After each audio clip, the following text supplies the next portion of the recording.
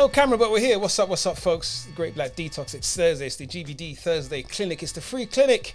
And we are so encouraged and so happy to see you guys all here slowly dialing in. Please unmute your camera so we can see who we're talking to. You know who you got on this side. It's this man over here, Dr. Amsu, yours truly, Mr. Breaks, as well as with the crew, the team that are going to be dialing on, I'm sure, pretty soon. Hopefully, we haven't kept you guys hanging on too long. Happy Thursday. Hump day's out of the way. One more day before we go drinking. Happy hour. See everyone's smiling. If you love happy hour, let me see you wave. Yay. Oh, we got a lot of serious faces on the call today. What's up, folks? Happy Thursday again. Listen, if you're new here, welcome. It's the Great Black Detox. It's the Thursday Clinic. It's the platform where you guys get to ask questions. Anything to do with health, anything to do with detox is about getting your lives back on the right path. Maybe you've been on the right path. You want to share your stories with other people, share some advice. We do have nutritionists, we have doctors, we have MDs, we have coaches, we have health advocates, all types of people coming on the call, all parts of the team. Cuddly toy, yeah, Dusty Bin. We got the whole gang on. We got people from the UK, from the Caribbean, all over America. We had some New Zealand on a couple of weeks ago. And I'm going to be sending out the link as well on my WhatsApp. So listen, if you've got the link and you want some people to join, just send out the direct link, the GBD, the bit.ly link, and they can jump straight in. For those of you on Dr. Amsu's IG, my fans, of course, if you want to join the Zoom, there's a link in Dr. Amsu's bio. Just go in there, and I think it's the top one. It says GBD Thursday Clinic. Click on that bad boy, and it'll bring you straight into the Zoom where you can interact with us and the panel, and, of course, all of the guests on the call. So all right, so somebody just asked, how can I join the Zoom? So go to my bio, go to my link tree, right? Click link tree, and then the top one is going to be Thursday GBD Clinic or GBD Clinic. Just click on that, and it brings you straight into the Zoom call. There you go.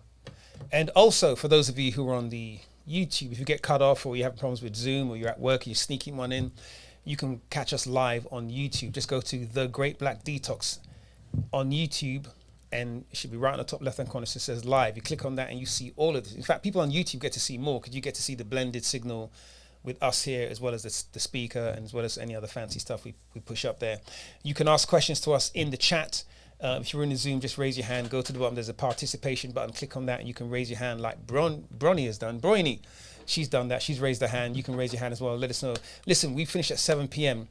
People scrambling, getting questions in at 6:54. Please, if you've got questions, try and get them in early. I know you may be inspired.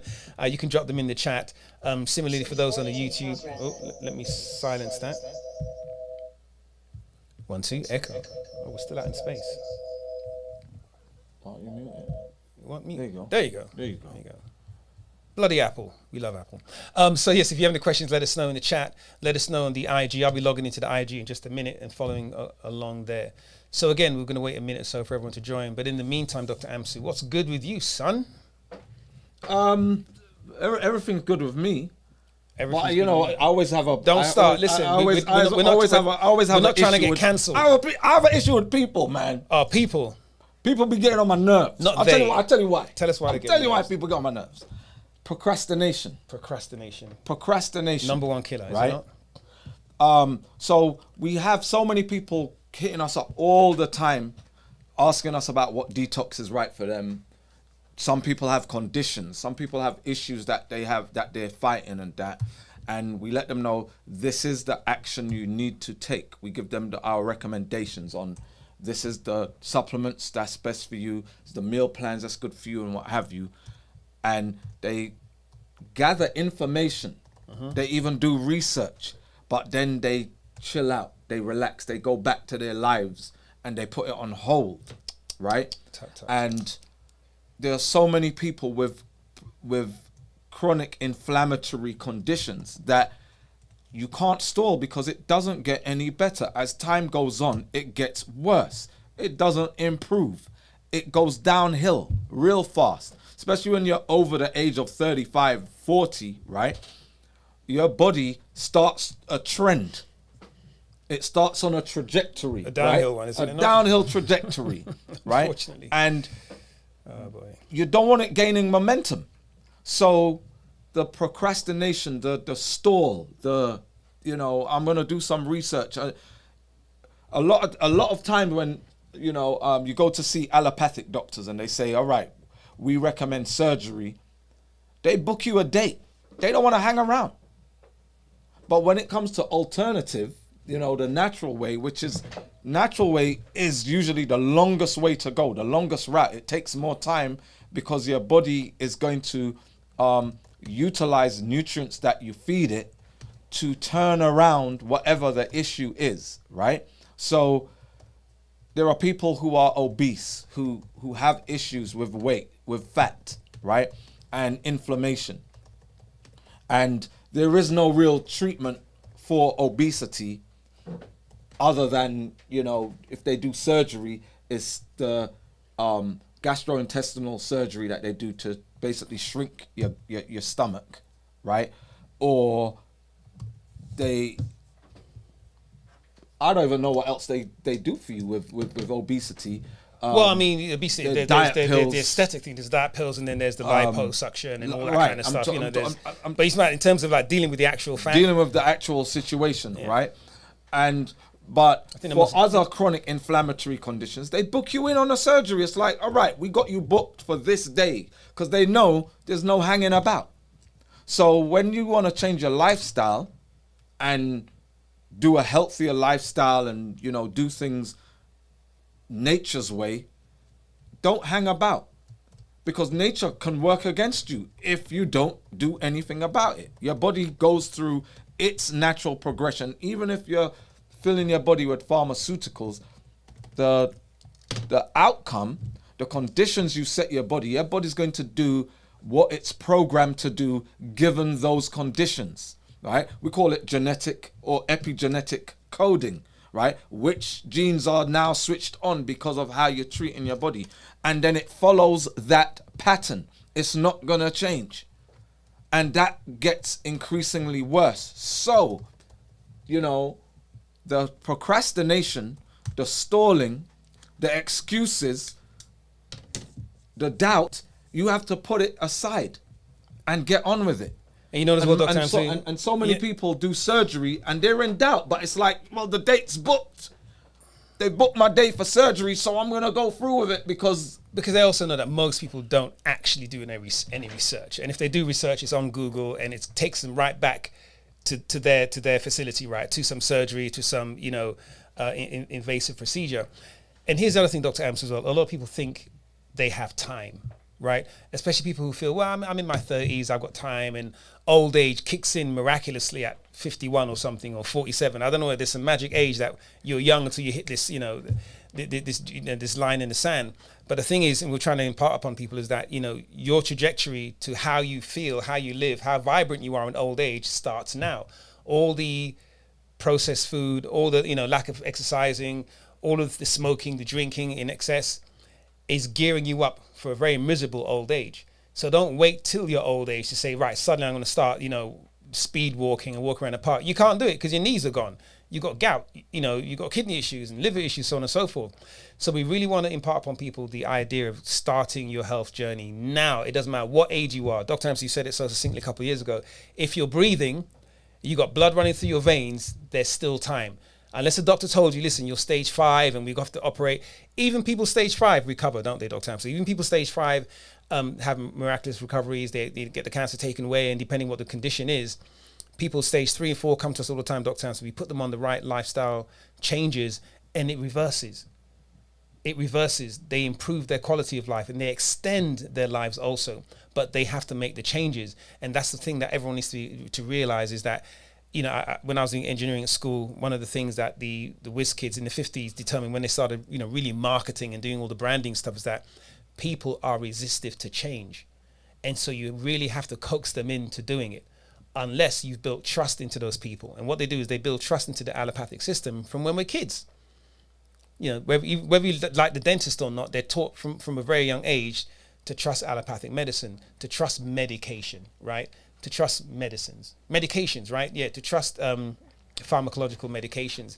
And so it's difficult for us, and we understand maybe some of you guys, to make that transition and start to look at alternative. And even look, they're alternative. Look, we're the alternative.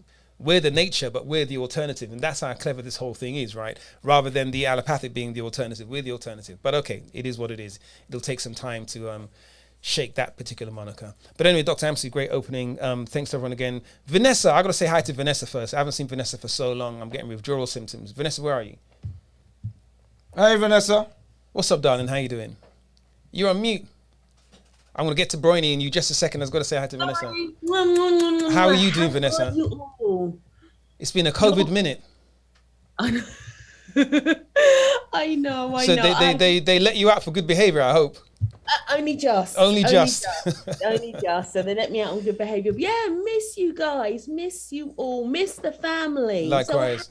So the whole GBD family. How is everybody? We're doing great. So yeah. So Excellent. You're looking well. You're looking great, Vanessa. Thank you. So I am preparing myself. I'm going to do the detox number 4 soon. Excellent. There you go. I'm preparing myself for that. So Excellent. yeah, because I can't have people beating me, you see.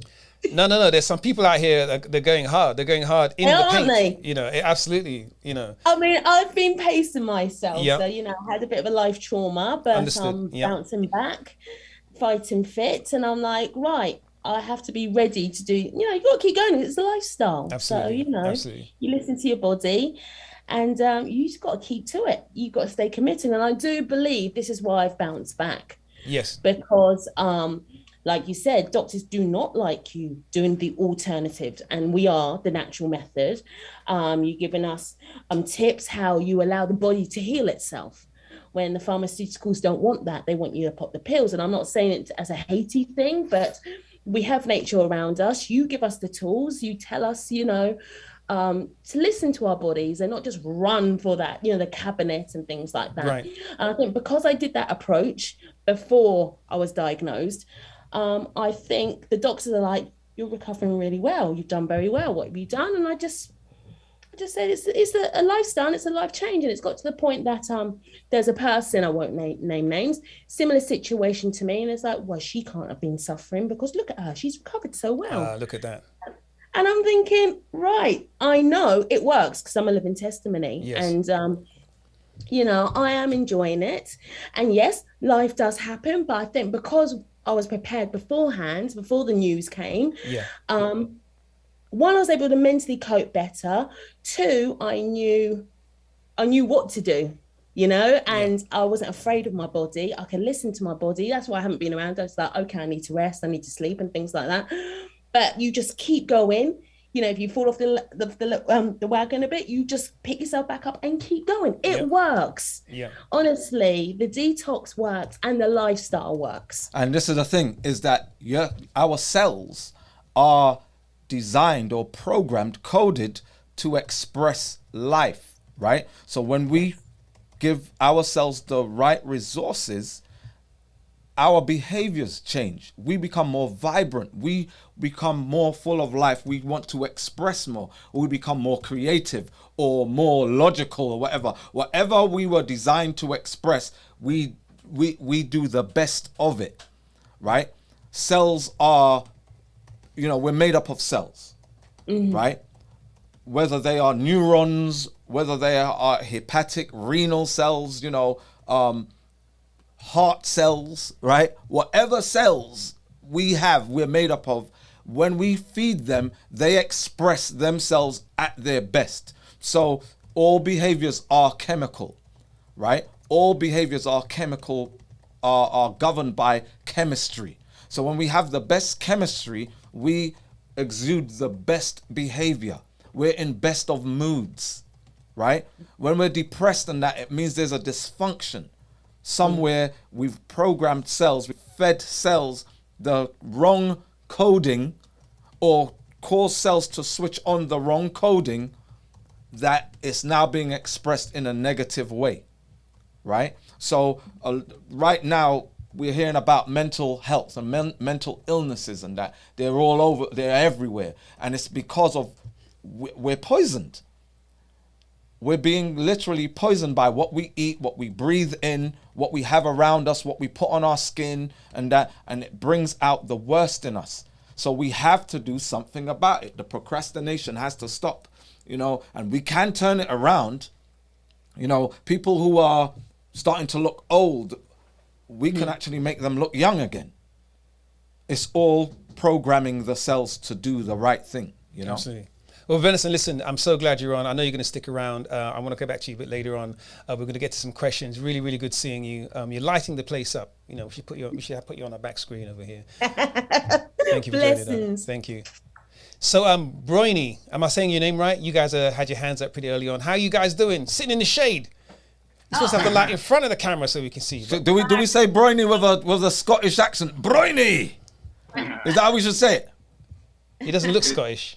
It's our moonlight color, so we appreciate it and appreciate what you brothers out there are doing. Yes, sir. Thank you.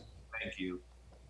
Question that. Oh, go ahead, Brian. Oh, no, you go ahead. No, go ahead. No, I was just gonna say I've joined a couple of times, and I thought I'd bring my husband on this time to get a different perspective from some of the doctors that we've seen before. So he has a couple questions that he wanted to ask. Absolutely. So Bronny. Wait, what's your name, husband? We can't call you husband. My nickname. You're the plus one. Any name you want to give us. I'm Derek. Derek. All right. Yeah. Nice to meet you, Derek. So Brian, nice to meet you, gentlemen, as well, and the viewers as well. So Bronny suffers from fibroids, and most recently, her MRI came back with a ton of fibroids. I'm talking 16, 17, some of them 9, 10 centimeters in size. Right. And we have tried the natural path and have done what we can to prevent what is now being recommended as the hysterectomy for Bronny to resume a lifestyle. Right. And it's one of the things, and I know I can't tell Bronny what to do with her body, but you know, having to live with it as a husband for 10 years and seeing the immense pain that she has gone through, and she's telling me to hurry up, and the emergency room visits that we have had because of the pain, you know, I'm to the point now of trying to persuade her that that is probably the next thing that we need to consider is a hysterectomy. So I guess my question is, you know, downsides of hysterectomy, your thoughts on hysterectomy, all of those good things for somebody with Bronny's condition. And let me interject just one time. I have used the supplements. It worked well for me. I felt the best that I've felt before. It's very difficult to do it. I got to get my mind right so I can try it again. But I wanted him to hear your perspective on hysterectomies. Okay, so hysterectomies are a no-no unless it's life-threatening. If it's life-threatening, or if, you know, the fibroids are doing so bad, you know, causing issues on other organs, right? And it's an emergency, right? That's the only time I would even say, yeah, okay, go ahead, right? And that's reluctantly. We need all our endocrine organs. They all play a role in things outside of reproduction, right? Reproductive organs work outside of reproductive functions. So, for instance, your ovaries produce your steroidal hormones, right? It produces testosterone, it produces estrogen, produces progesterone, right? And they are very important, critical hormones in your life, right? They are responsible for growth, expression, mood, your bones, your heart, you know, everything about you. Those hormones play an important role. And when you stop the production, and it comes to a point where now you have to rely on other organs, that adrenal organs that produce trace amounts, smaller amounts of those hormones, your life is disrupted. So one of the things that all women go through, for instance, is menopause, right? And menopause means the an absolute plummet in the production of estrogen and progesterone, right? And some women go through absolute hell with mood swings, with hot flushes, with night sweats, inflammation that happens, osteoporosis, all kinds of issues ensue, right? So don't willingly let them take your womb. Don't do it. You know, as long as nature has an answer, go that way. And we always say this: you are worth it, whether it's financially, economically, or you know, it has a mental toll or an emotional toll on you while you're adjusting to a new lifestyle. You're worth it. You know, discipline is something that we have been enabled to lack discipline by technology. Everything's so convenient. Yeah. That everything is quick fixed or get it done. You know, you can come in, have the op, and you'll be out in a couple of days or non-invasive, whatever. Outpatient. Right. All those situations, and even in all facets of life, not just in our health, we've been enabled to become lazy, right? To not act. We know a whole bunch of shit. Everybody's a genius because anything somebody talks to you about, you can Google it, you can research it, you can find white papers and all that, but knowledge is not enough. And the gap between knowledge and action is growing. Yeah. So we now have an issue with young people, with teenagers and above, trying to get them to do shit. Yeah. You can't get them to do shit. Okay. Because they have everything at their fingertips. They know everything. Convenience and everything. Bronny, so you mentioned a few things there, and again, really want to appreciate you coming on the call. And you know, something we don't share enough, and we talk to a lot of people offline. We do a lot of private consultations, and we do recommend that people have private consultations. Is that emotional part, right? You know, Derek, you mentioned, you know, being a husband, having to deal with, you know, a partner who's having fibroids and having to go through this, the emergency room visits, the medications, the trauma. Every time you hear something new, you go back, you know, feeling, you know, optimistic, and they tell you, well, we've just found 5 more and they've grown. You know, it's traumatizing for us when we hear it, right? And let's not forget, you know, it's something that's so pervasive. It affects so many women, especially in the African-American Black community. You know, I have a sister with fibroids, you know, and I'm telling her to go on my program. She goes, thanks. You know, I send her the stuff, you know, she does it for a little while and she falls off, and, you know, that's my sister. This is in my, you know, at my Christmas dinner table, she's sitting right next to me. She has fibroids, so something that's very, very close to home. But Brony, I wanted to go back to something you mentioned. You've done the detox before. Yeah, you've done the detox before, and you said you had, you know, a fair amount of success with that.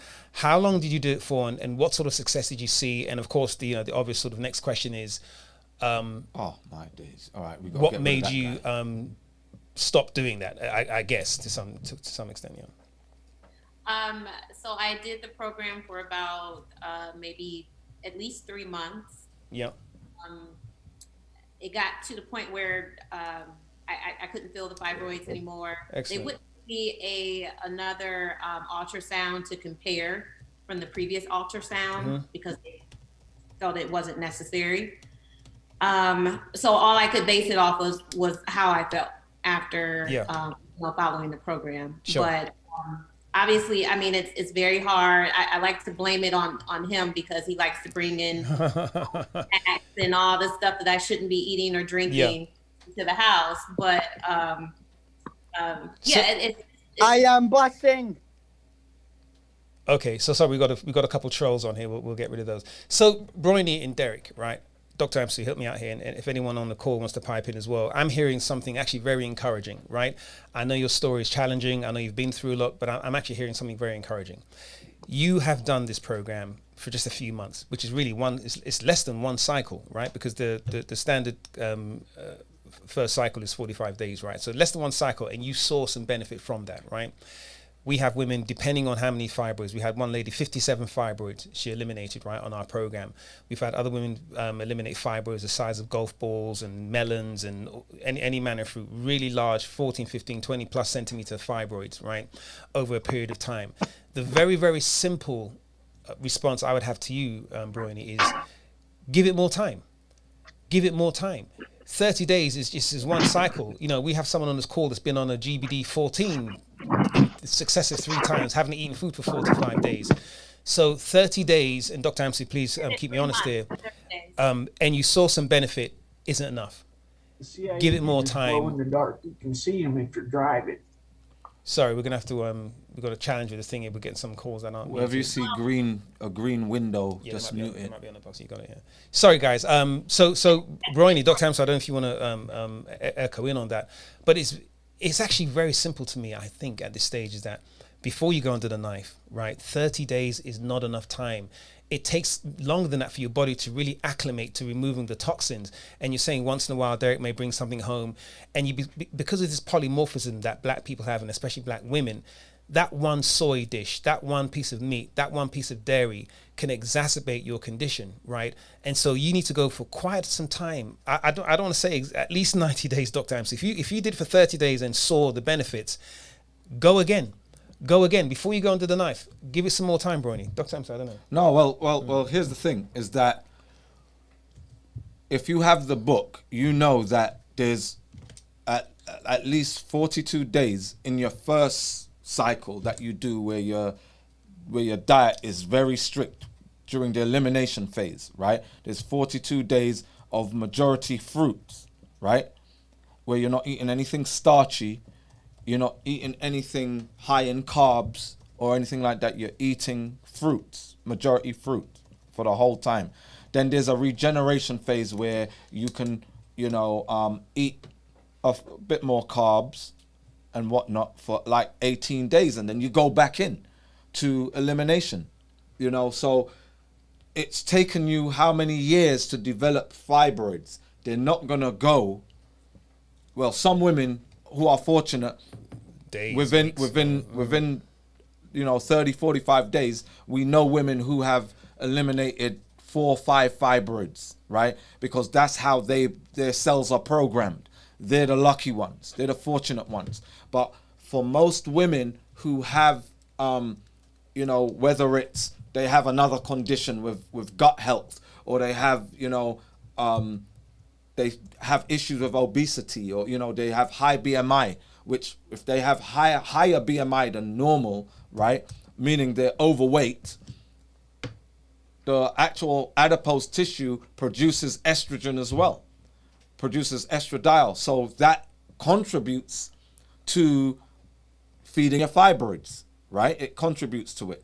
So you're not going to, in the space of a short time, get rid of all your fibroids, but in a short space of time you can see improvements with pain, with your menses, where it's no longer painful.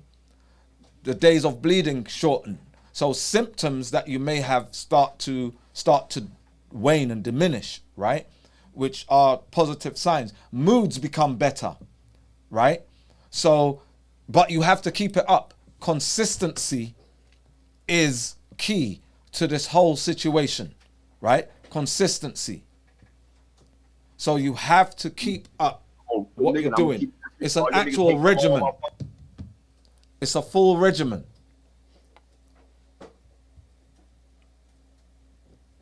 Sorry, guys. Yeah, we have some technicals there. Bryony, Derek, talk to us. Yeah, well, just a little correction. I did it for at least 3 months, not right. the 30 days. Okay, 3 months. Okay, sure. Yeah. Go ahead. Yeah, just the doctors are just really pushing for that hysterectomy, and he was talking to the doctor, and I just wanted him to hear some of the cons from your perspective. And here's a con as well. Yeah. So the doctor who's pushing for it, is it a woman or a man? Well, I saw a radiologist to look into the UFE procedure, and he said I was a good candidate, but I had a fibroid on my cervix, that he said wouldn't help. So he recommended his colleague to do a hysterectomy. All right. So whoever it is, they don't have to live with the aftermath of the hysterectomy, right? So after you have the hysterectomy and now you're going to need hormone replacement therapy, which can be a nightmare because some hormone replacement therapists, first of all, they don't work. You then have to search around to find a hormone replacement therapy that does work. And then once you start with hormone replacement therapy, it's like, is that, you know, I feel my symptoms have improved, but now you're open to other issues such as thyroid issues that comes from estrogen dominance. You now have to worry about breast cancer, which a lot of women who go through hysterectomies, that's the next culprit in line, right? Some form of cancer, but it's usually breast cancer, right? And they don't have to live with that. You have to live with that. Then while you're living with it, they're profiteering from with what you now have to live with, right? And I can't express enough how dangerous, right, for your future hysterectomies are. Dr. Anthony Brody, Dr. Keeler, I know you had your hand raised. I know it's for a question. You want to pipe in here. Can we just go to Dr. Keeler quickly? I think she may have had a comment. I just wanted to mention that hysterectomies not only cause metabolic derangements, with your thyroid and such, but they also cause electrolyte derangements, because without your proper reproductive organs, you won't even manage your calcium properly, which means your magnesium will get thrown off. And if your magnesium gets thrown off, now you really don't have anything to stabilize your DNA. You literally need magnesium to stabilize the high electrical field, the high energy molecule that DNA is. It's so important that it's one of the dominant minerals in the ocean, just to make sure that the ocean remains a capacitor. And without having magnesium balancing things get very explosive in the body, very unstable. Your blood pressure could go out of whack. Other molecules could become very destabilized. Everything about disease is at a chemistry level as well as an electromagnetic level. And without your reproductive hormones, you can't really balance anything. Your reproductive hormones are just as important as your thyroid hormone, as every other hormone in your body. So to remove the organs that produce the hormones that help keep you balanced can easily result in physiological changes that actually change your habits, change your behaviors, and change how you interact with everyone in your environment and your environment. So understand, they don't teach this in nursing school. They don't teach it in medical school, because then why would they necessarily push hysterectomies? Right. So that's something to consider, because the water in your body is really two explosives balanced together in a resonant structure. But you need a mineral like magnesium to balance that high energy molecule, which is water. Water is stabilized within itself, but you make it more stable when you add electrolytes to it, namely magnesium. And magnesium is balanced with calcium, and calcium is balanced by both vitamin D and estrogen. You see how this goes? Okay. No, and I appreciate that, and we appreciate that.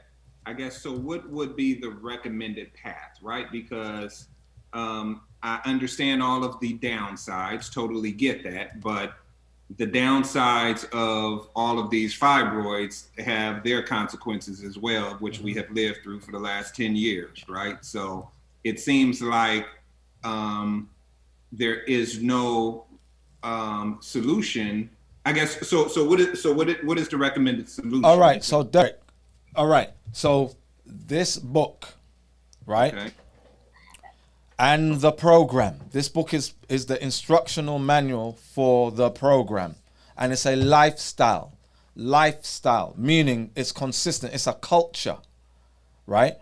And it has to be maintained. There's no taking a break from it until, and even after remedy, because we're bombarded with, we're bombarded by pollutants and in all facets of life. We come across chemicals that have an estrogenic effect on the body, and that estrogenic effect is detrimental. We exacerbate the effects of it as black people, right? So we have to always maintain that balance by providing our body with nutrients, right, to stave off and to inhibit the effects of what we're being bombarded with all the time, right? So doing something for us for a period of time, for a duration of time, that's cool while you're doing it, but you have to keep it up. You have to keep it up. So it's just like, I'm hungry, all right, eat something. And then 5 days later, it's like, well, I ate something 5 days ago, but I'm hungry again. Right? It's like, well, did you eat the day after that? And the day after that?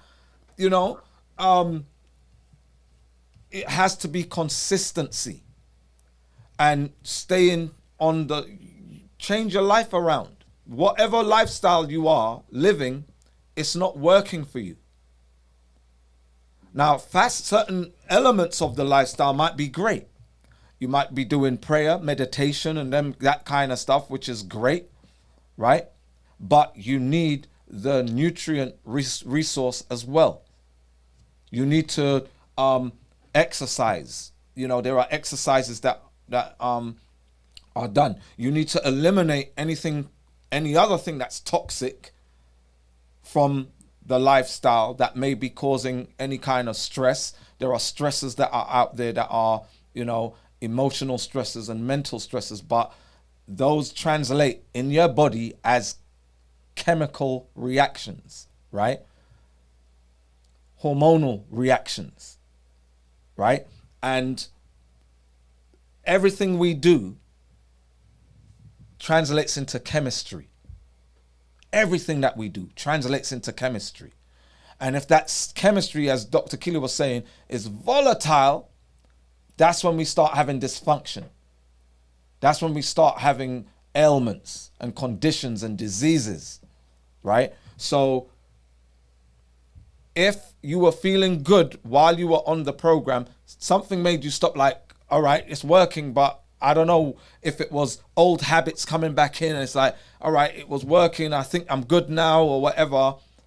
Keep it up, because as you're feeling good, your body will start to behave in a functional manner more and more and more. All right. Can I suggest one other thing as well? And sorry to stick on this, but this is really important, and this is one of the things, again, and Bronny and Derek, we don't have to tell you, I'm sure you guys are fully aware of this.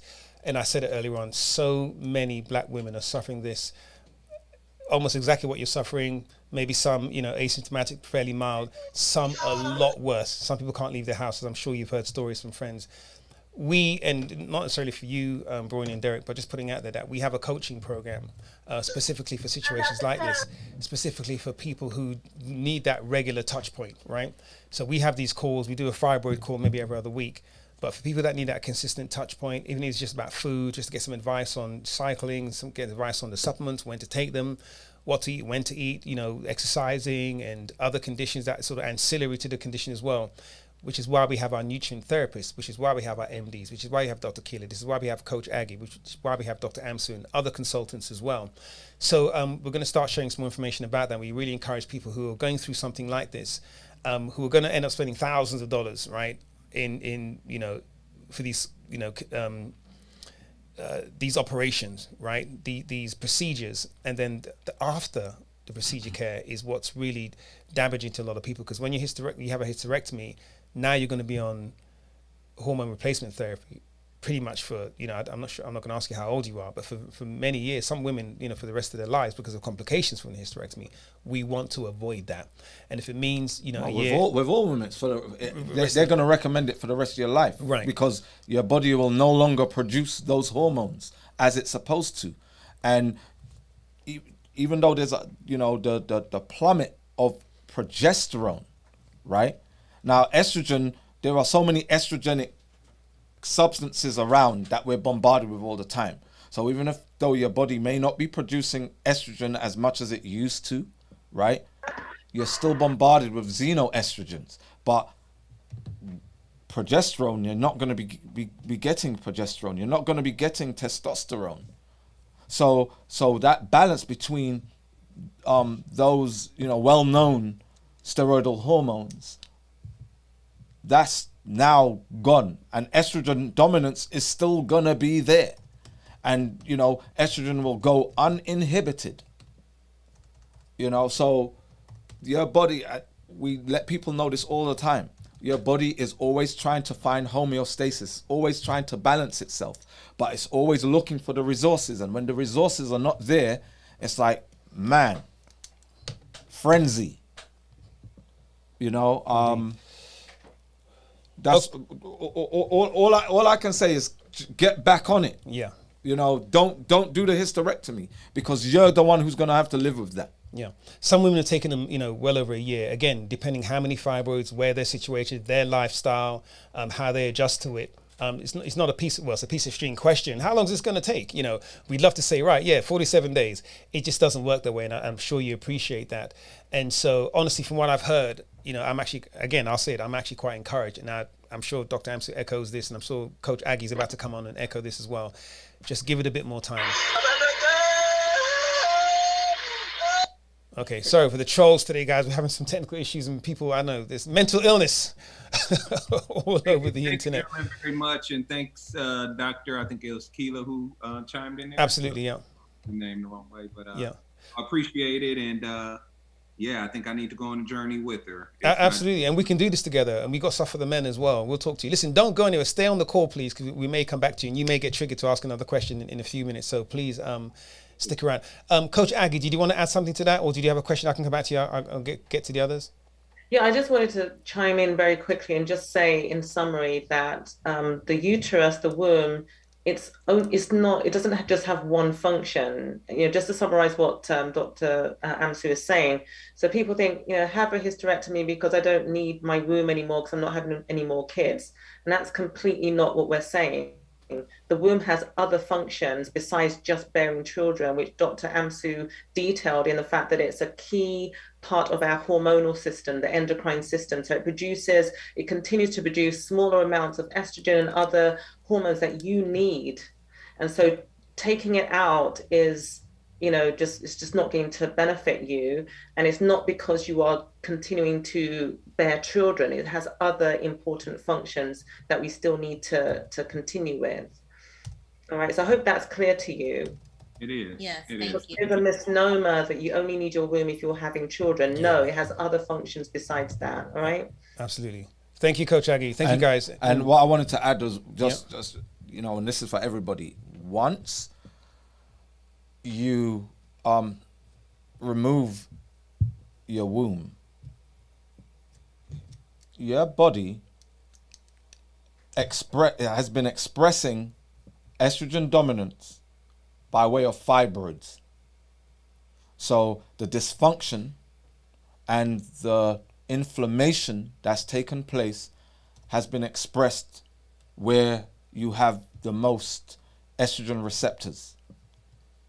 Once you remove those estrogen receptors, another part of your body is going to be activated with those estrogen receptors. Like, all right, estrogen isn't binding to where there was a womb before, right? In your uterus, right? It's going to go to your thyroid gland. It's going to go to your breasts. It's going to go to your brain. It's going to go to your liver. It's going to go to other, but there's estrogen receptors all around our bodies, but where there's the most, that's where estrogen is going to bind and wreak havoc. So that's one thing they don't let you know. They say, get a hysterectomy and that problem goes away. That whatever problems it's causing, all right, you're going to be relieved. But then you've just it's literally out of the frying pan into the fire. Indeed. Well, listen, again, thanks everyone for chiming in on that. Very, very important topics. One of the main topics is Dr. Amsu, often talks about, get the camera on me, the good looking guy. Yeah, so the gut fibroids, the fibroid elimination Bibles is mostly the reason why we're here. It's really the thing that sort of spearheaded this whole program and has been for over a decade now. So again, thank you for that subject, and we may come back to that. Anthea, I know you've been waiting for quite a while. Anthea, you were here last week as well, right? I think it was you. Yes. How are you doing today, Anthea? I'm good, thank you. How are you doing? Not too bad at all. Hi, Anthea. Glad to be here. Hey, good evening. Good evening. What can we do? So I joined last week, but I was on Instagram. Okay. That's right. Yeah. Yeah. So I was in Instagram. So, but I'd sent a couple of questions through via email. Okay. Yesterday. So I think I got an answer to one of the questions. So I'm on day 5 of the 14-day challenge. Excellent. And then following that, I'm going to be doing the 30-day fibroid detox. Okay. So outside of that, so I was diagnosed with fibroids, I think in 2014, and I had already kind of lost a lot of weight prior to that. So I'd gone through, researching what's healthy to eat, and I'm starting to realize that I can't remember all of them, but looking at the list of foods that you guys provide in the manual, I'm like, a lot of the healthy stuff that I hadn't eaten prior to that, I'd incorporated into my diet because it was supposed to be healthy. So I don't know if that's contributed to the decline that I've kind of experienced in terms of fibroids. Mm-hmm. But because of the fibroids that I have, I used to have pain. And then I went traveling in 2010 and I had one of those, I don't know if you guys heard of Implanon. It's kind of like a contraceptive thing that they stick in your underarm. Okay. All right, so it's it's an implant. Implant, is it?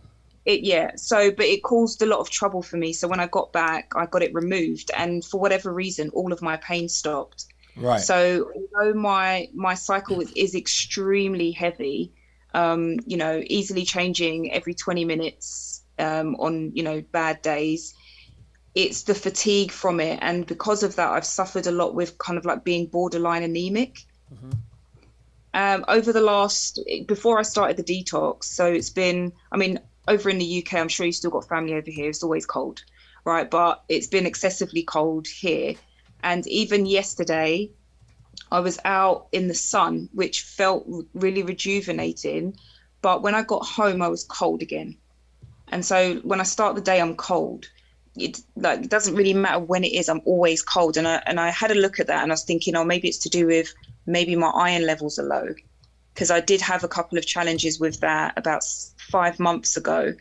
So it was a case where I had the emergency services call me after a blood test because my thing was so low that they wanted to do a biopsy or bypass or whatever it is. Which I declined and just said, no, I won't be doing that. But I doubled up on my iron tablets to kind of get my levels back up. But the thing that I'm struggling the most with at the moment is I don't understand where that side of things is coming from. Is it just literally a case of, low iron, or is there something else that I can be doing to improve that? Because I've experienced it, or I felt it more now because the sun's out and I'm on this detox. I'm literally at home in a, like a dressing gown wrapped up with socks on, and it's 28 degrees outside. Mm. All right. So when you're indoor, is inside your house 28 degrees? Because I know houses are built properly in the UK where insulation is actually good, right? So outside might be hot, but you're indoors and it's cool, right? What's the temperature in your house? It's actually probably between maybe 22 and 24. And we're talking about Celsius, Americans. We're talking about Celsius. Sorry, This is British talk now. Celsius, not money. Fahrenheit. So we're talking at around 78. It's hot for England. 78, 80 Fahrenheit, right? 80 degrees, right? Which is warm to hot. It's hot, right? But it's probably your hemoglobin level, your iron levels are low. You're anemic, and this is the thing: black women are naturally, have lower hemoglobin levels than your European counterparts, right? And vitamin D deficiency plays an important role in that too, right? You need to be in the sun a whole lot more, right? But you have to get your iron. So if as much as we don't like any form of invasiveness or whatever, if you need a blood transfusion, right? Get the blood transfusion if you need it. Because if you get there's nothing scarier than getting a call from emergency services like, right, this emergency services, you need to come in. It's like, what? If they let you know what your levels are and it's like 6, 7, 6, 5, go in, get a transfusion because it might keep you alive. Right. It was 7.2 at the time they called, and then I did one iron tablet twice a day, which is what the doctor recommended. Okay. And then after 3 months, it had gone up to 12. Okay, good. All right. That's still the lower side of normal. Yeah, so but this is what I'm saying. Black women are naturally around that 12. 13's great for a black woman. Great. So if you ever fall down again, though, don't be like dismissive of a transfusion. Don't be dismissive. All right. But it is if right now, you have your tablets, your iron tablets are working for you. So when something works, you stick with it, right? We do have a supplement called anemia, which is for which helps with your hemoglobin levels, right? To maintain hemoglobin levels, right? But there are iron-rich foods that you have to make sure you're eating. There are iron-inhibiting foods, anti-nutrient factors that will inhibit your iron absorption as well.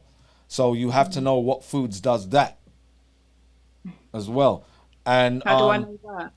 Sorry. No, when you get the anemia supplement, there's a booklet that comes along, an e-booklet, an e-pamphlet called the Anemia Dietary Guide, right? That comes with it. Now the fibroid detox isn't a 30-day detox. It's a whole lot longer than that. 42 days of elimination, followed by 18 days of regeneration, followed by 42 days of elimination, followed by 18, followed by, and so on and so forth until you eliminate your fibroids, right? Okay. Nature is not a magic bullet or magic pill. Nature deals with time, right? And deals with cycles.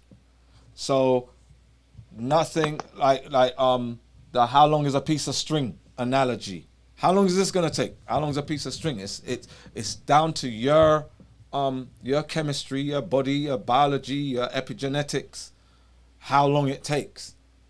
There's some women who started out with us 5 years ago and they eliminated their fibroids, but taking the supplements, the essence, liver and blood, made them feel so good and function. They take it all the time, and it's like, it's maintenance. These are nutrients that your body does not get from your normal diet. That's the point of supplements, is supplementation to ensure what you get. So I don't have any issues, right? Listen, I'm not even looking at you. 'Cause I don't have any issues. I don't have any disorders, any diseases, no physical ones, yeah. or what have you. But I take 12 supplements daily that to make sure that I'm never gonna get sick. That I'm never gonna, I want to wake up and, I wake up every day with an erection. I have to wake up every day with an erection to know that I do not have any circulatory issues going on. Yeah. Dr. Hamsi, can we get Dr. Key to jump in here? I think she wants to say something about the anemia condition Anthea has been suffering. Yes. Hi, I'll be really quick. So the melanin we have, no matter what level we have, is there for a reason.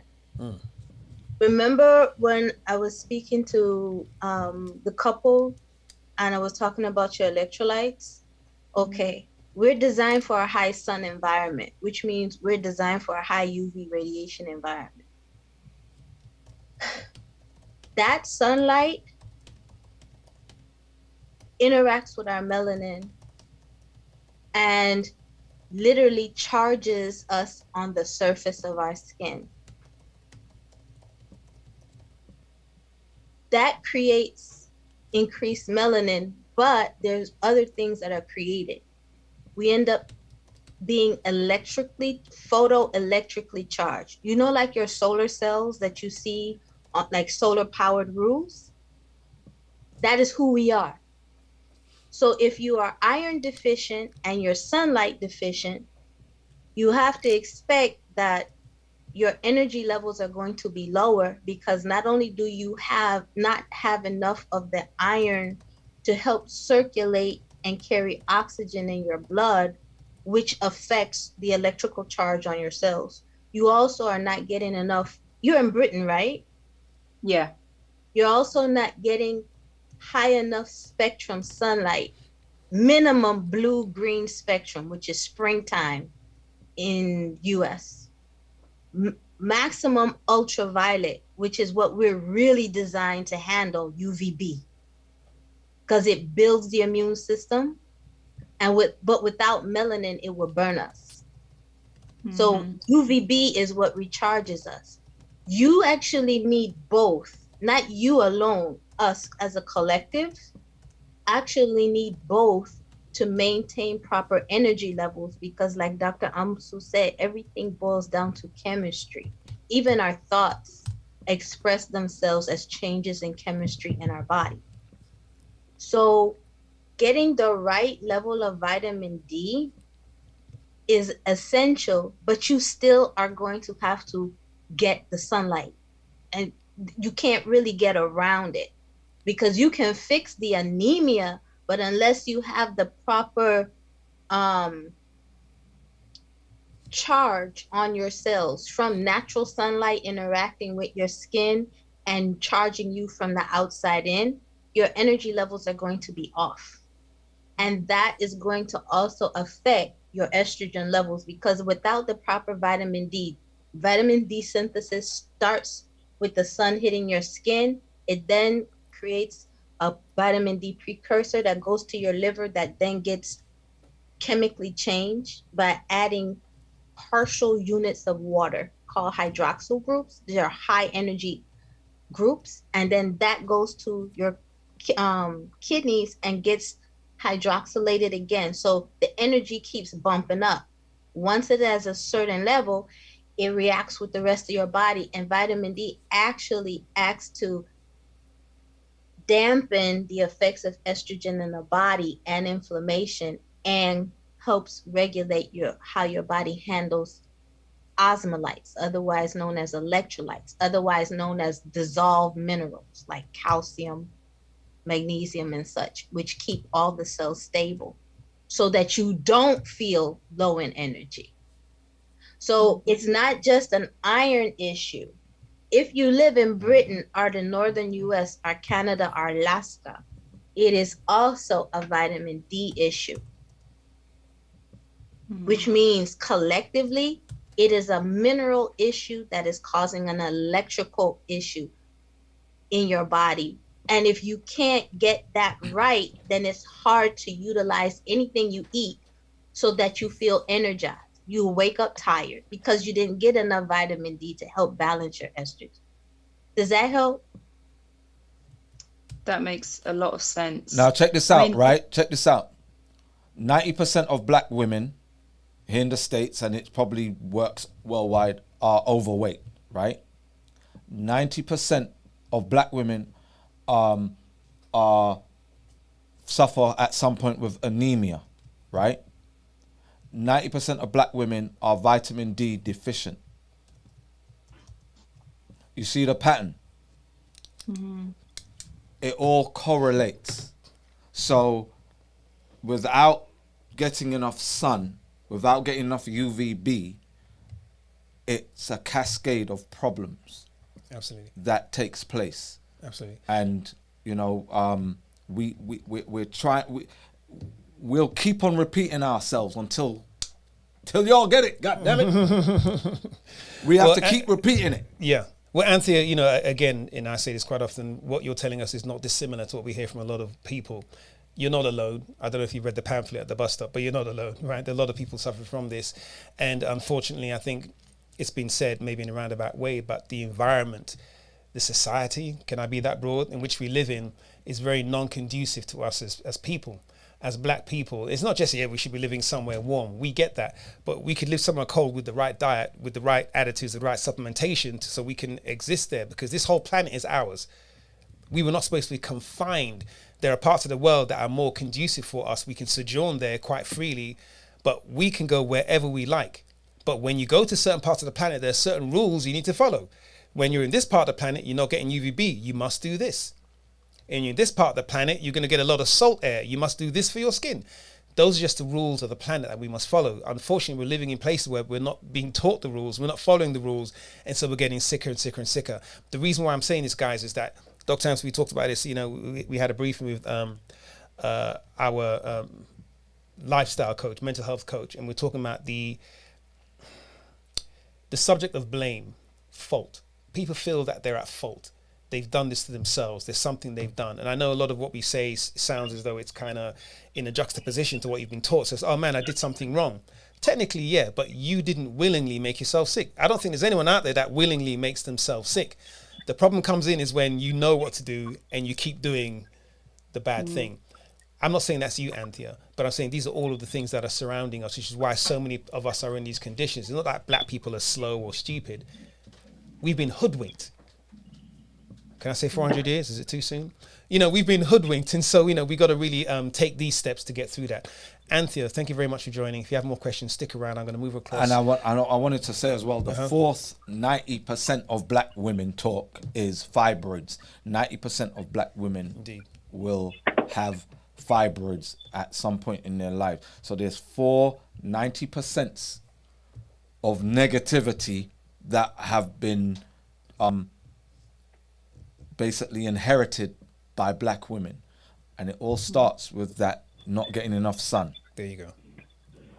Can I just quickly confirm then? So I need to get the anemia, and was there one for vitamin D, and I can still take that even though I'm on the detox? Yes, absolutely. Yeah. Sorry, the 14-day challenge, which is liquid only. Yes. I can just add those two supplements to. Absolutely. Okay. To your morning, afternoon, and evening routine. Just take the supplements along with everything else you're doing. I've put the link for anemia in the chat. I'll add the one for D3 as well. Just give me a second and I'll get that up there. Unless someone else wants to volunteer and do it for me. Tanika. Thank you, Anthea. Thanks for joining again. Tanika, I know you've been waiting patiently. How can we help you, Tanika? Please unmute your camera and your mic, Tanika. This is our Tanika. Here she is. Oh, she moved across. There you What's up, beautiful black people? How are you? We are doing great, Tanika. How are you doing? I'm doing well. I'm making some dinner. Excellent. We're in the wrong place. What are you making?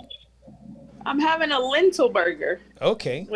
Topping it with some veggies. Excellent. But I am eating it with some bread. What kind of bread?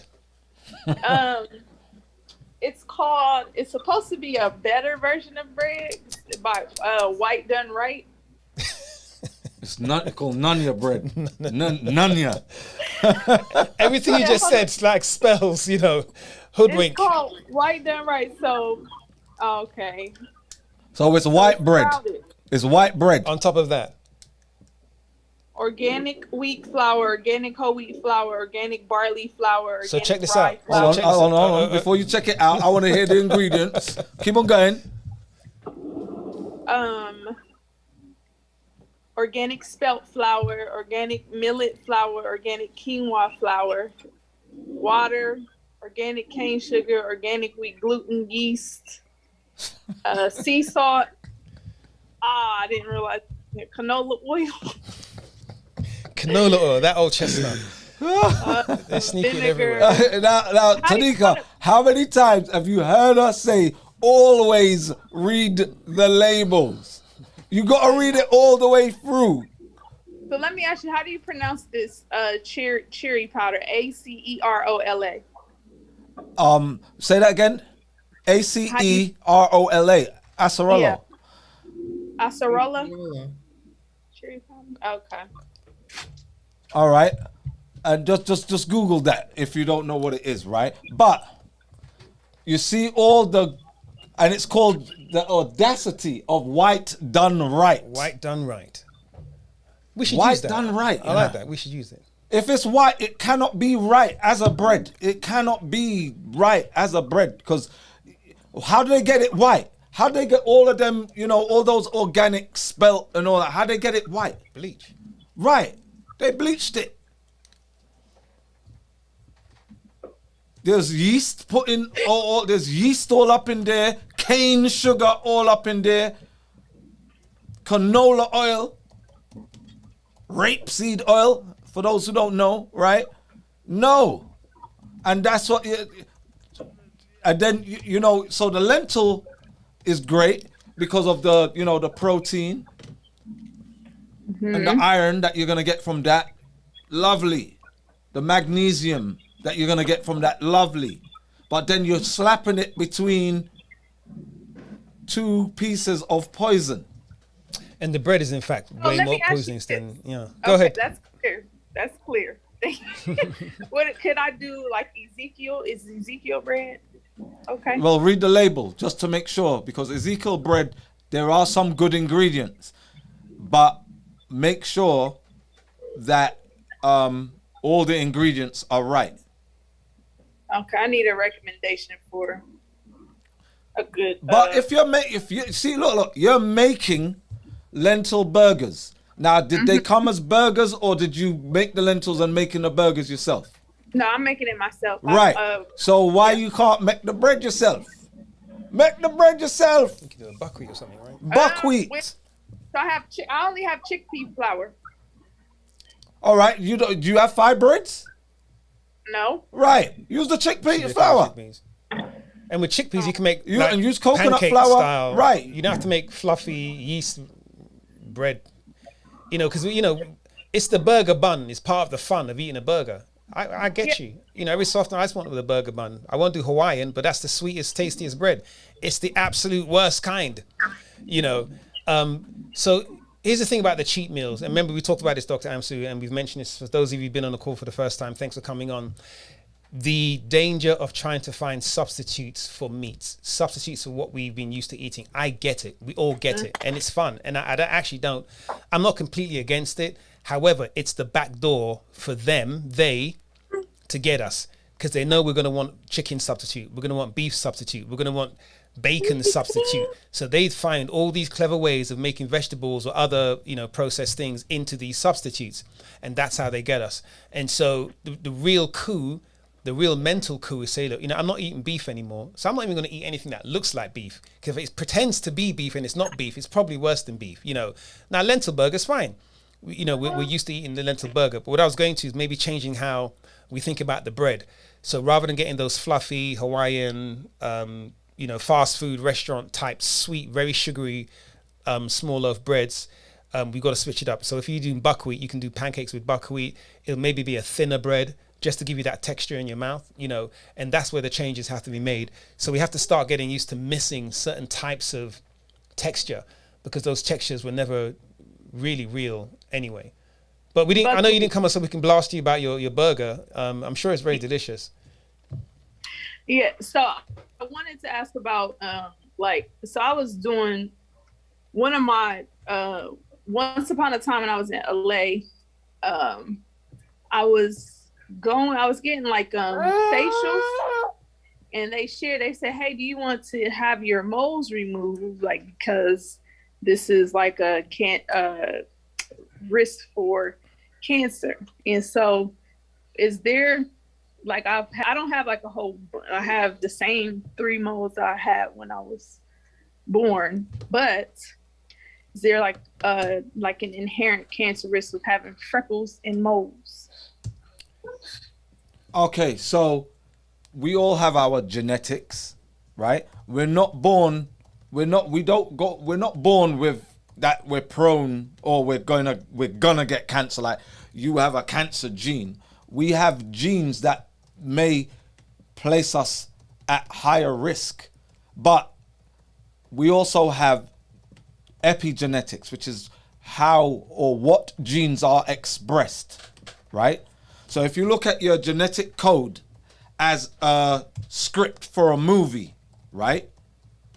You can actually delete lines and even delete characters if you want to make your movie better. Or you can add lines and characters to make your movie absolutely suck, right?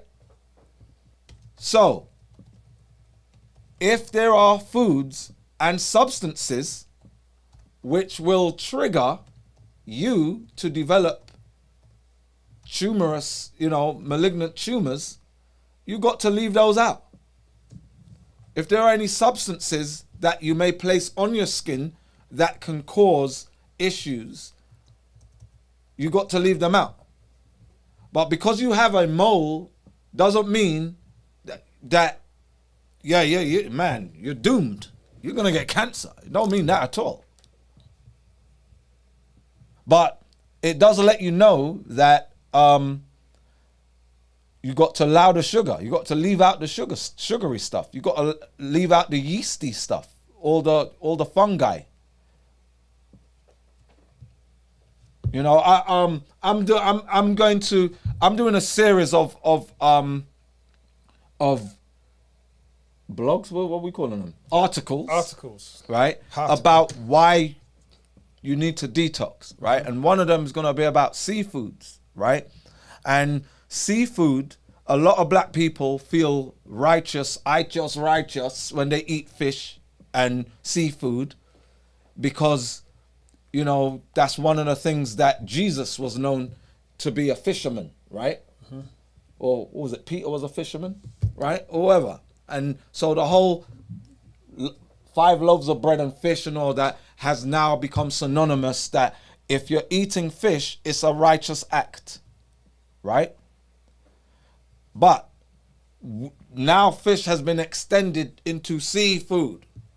And there are dietary laws at the beginning of the Bible, in the first 5 books, that forbids shellfish, lobster, crab, shrimp,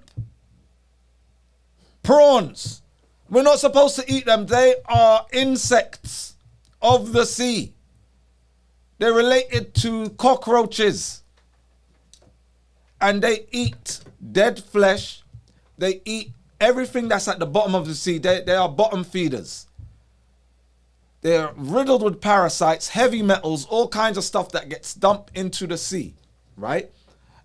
And I know I've kind of gone off on a tangent. The point I'm making here is we eat these substances and then we have reactions. We have chemical reactions, right? Those chemical reactions manifest themselves as diseases, as cancer, as tumors, as diabetes, as high blood pressure, as heart disease, as obesity, as dementia, as health, mental illness, schizophrenia. Because for every physiological dysfunction, there is a psychological counterpart. It might be subtle that people think this guy's a bit off key, but in reality, that's a dysfunction, a seed for total doulaliness as you get older. Absolutely. And listen, I hope we answered your question, Tanika, because you killed your camera. she's crying. Yeah, She's, thank you. Thank you, Tanika. Always Thank a you, pleasure Tanika. having you on. And guys, listen, if you're just joining the call for the first time, remember we do end at 7. So if you do have questions, please raise your hand. Let us know you have questions. I'm trying to keep up with the chat and the YouTube and the Instagram as well. I want to go before we get back to Broiny. Just hold on, please, kindly. I want to get to a couple of the Instagram and chat questions, Dr. Amsu, some of the comments. And I want to thank everyone that's leaving comments and helping each other out in here. I think it's really encouraging as well. And again, we tell people to be on the call for the first time that there's so many people that have gone through what you're going through or are going through what you're going through. And that's why you see a lot of comments in the chat, because people are sharing what they've experienced, especially with this food thing, which is another reason why we encourage everyone to download the Great Black Detox app, available on Android and iOS. And this community lives in the app. You know, we have several thousand people in the app. They're not all on at the same time. I wish they were.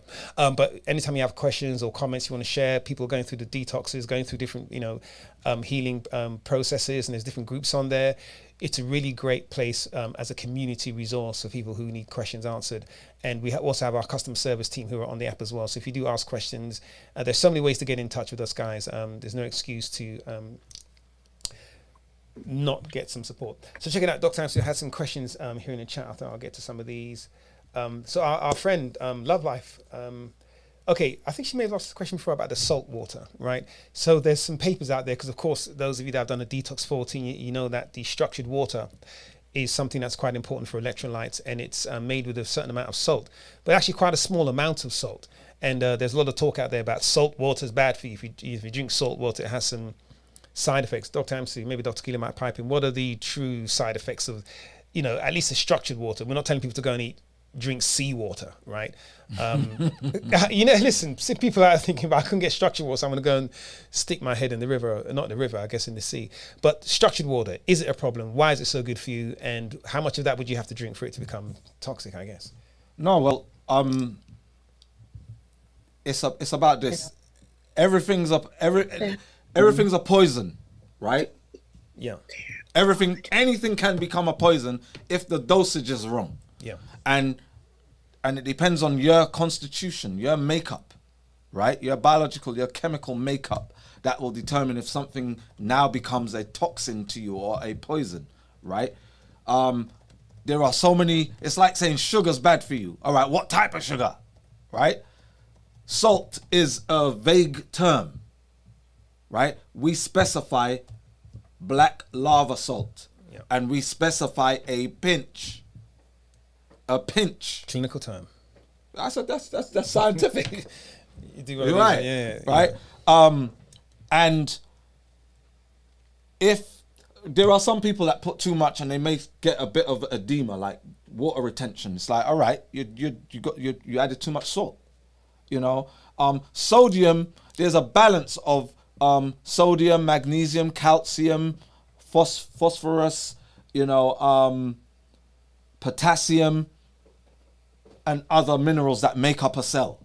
And that is a finely tuned balance that has to be maintained for optimum health. When something becomes overly expressed or you take too much of something, it can disrupt the balance. But again, your body has a way in which it tries to maintain or sustain homeostasis, right?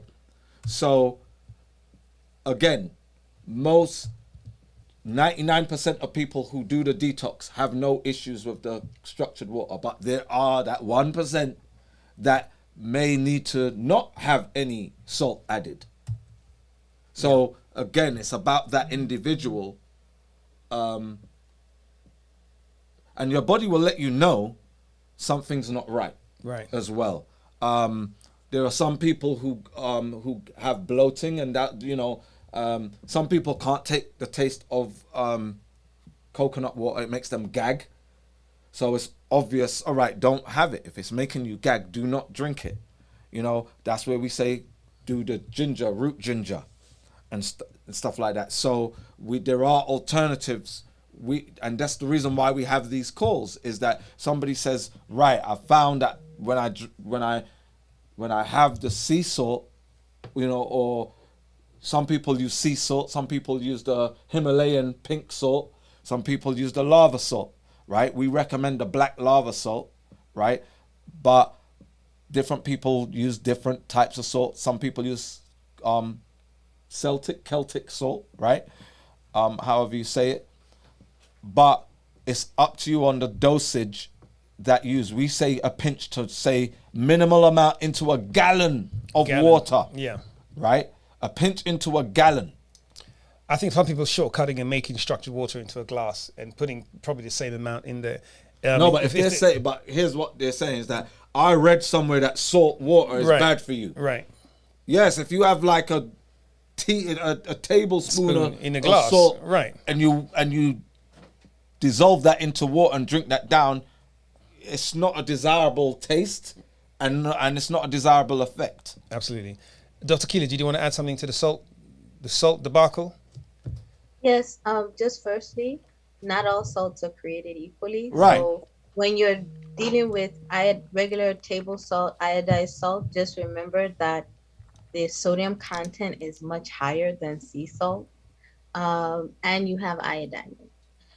Himalayan salt also has a higher sodium concentration than sea salt. Sea salt is more of a melange of, like Dr.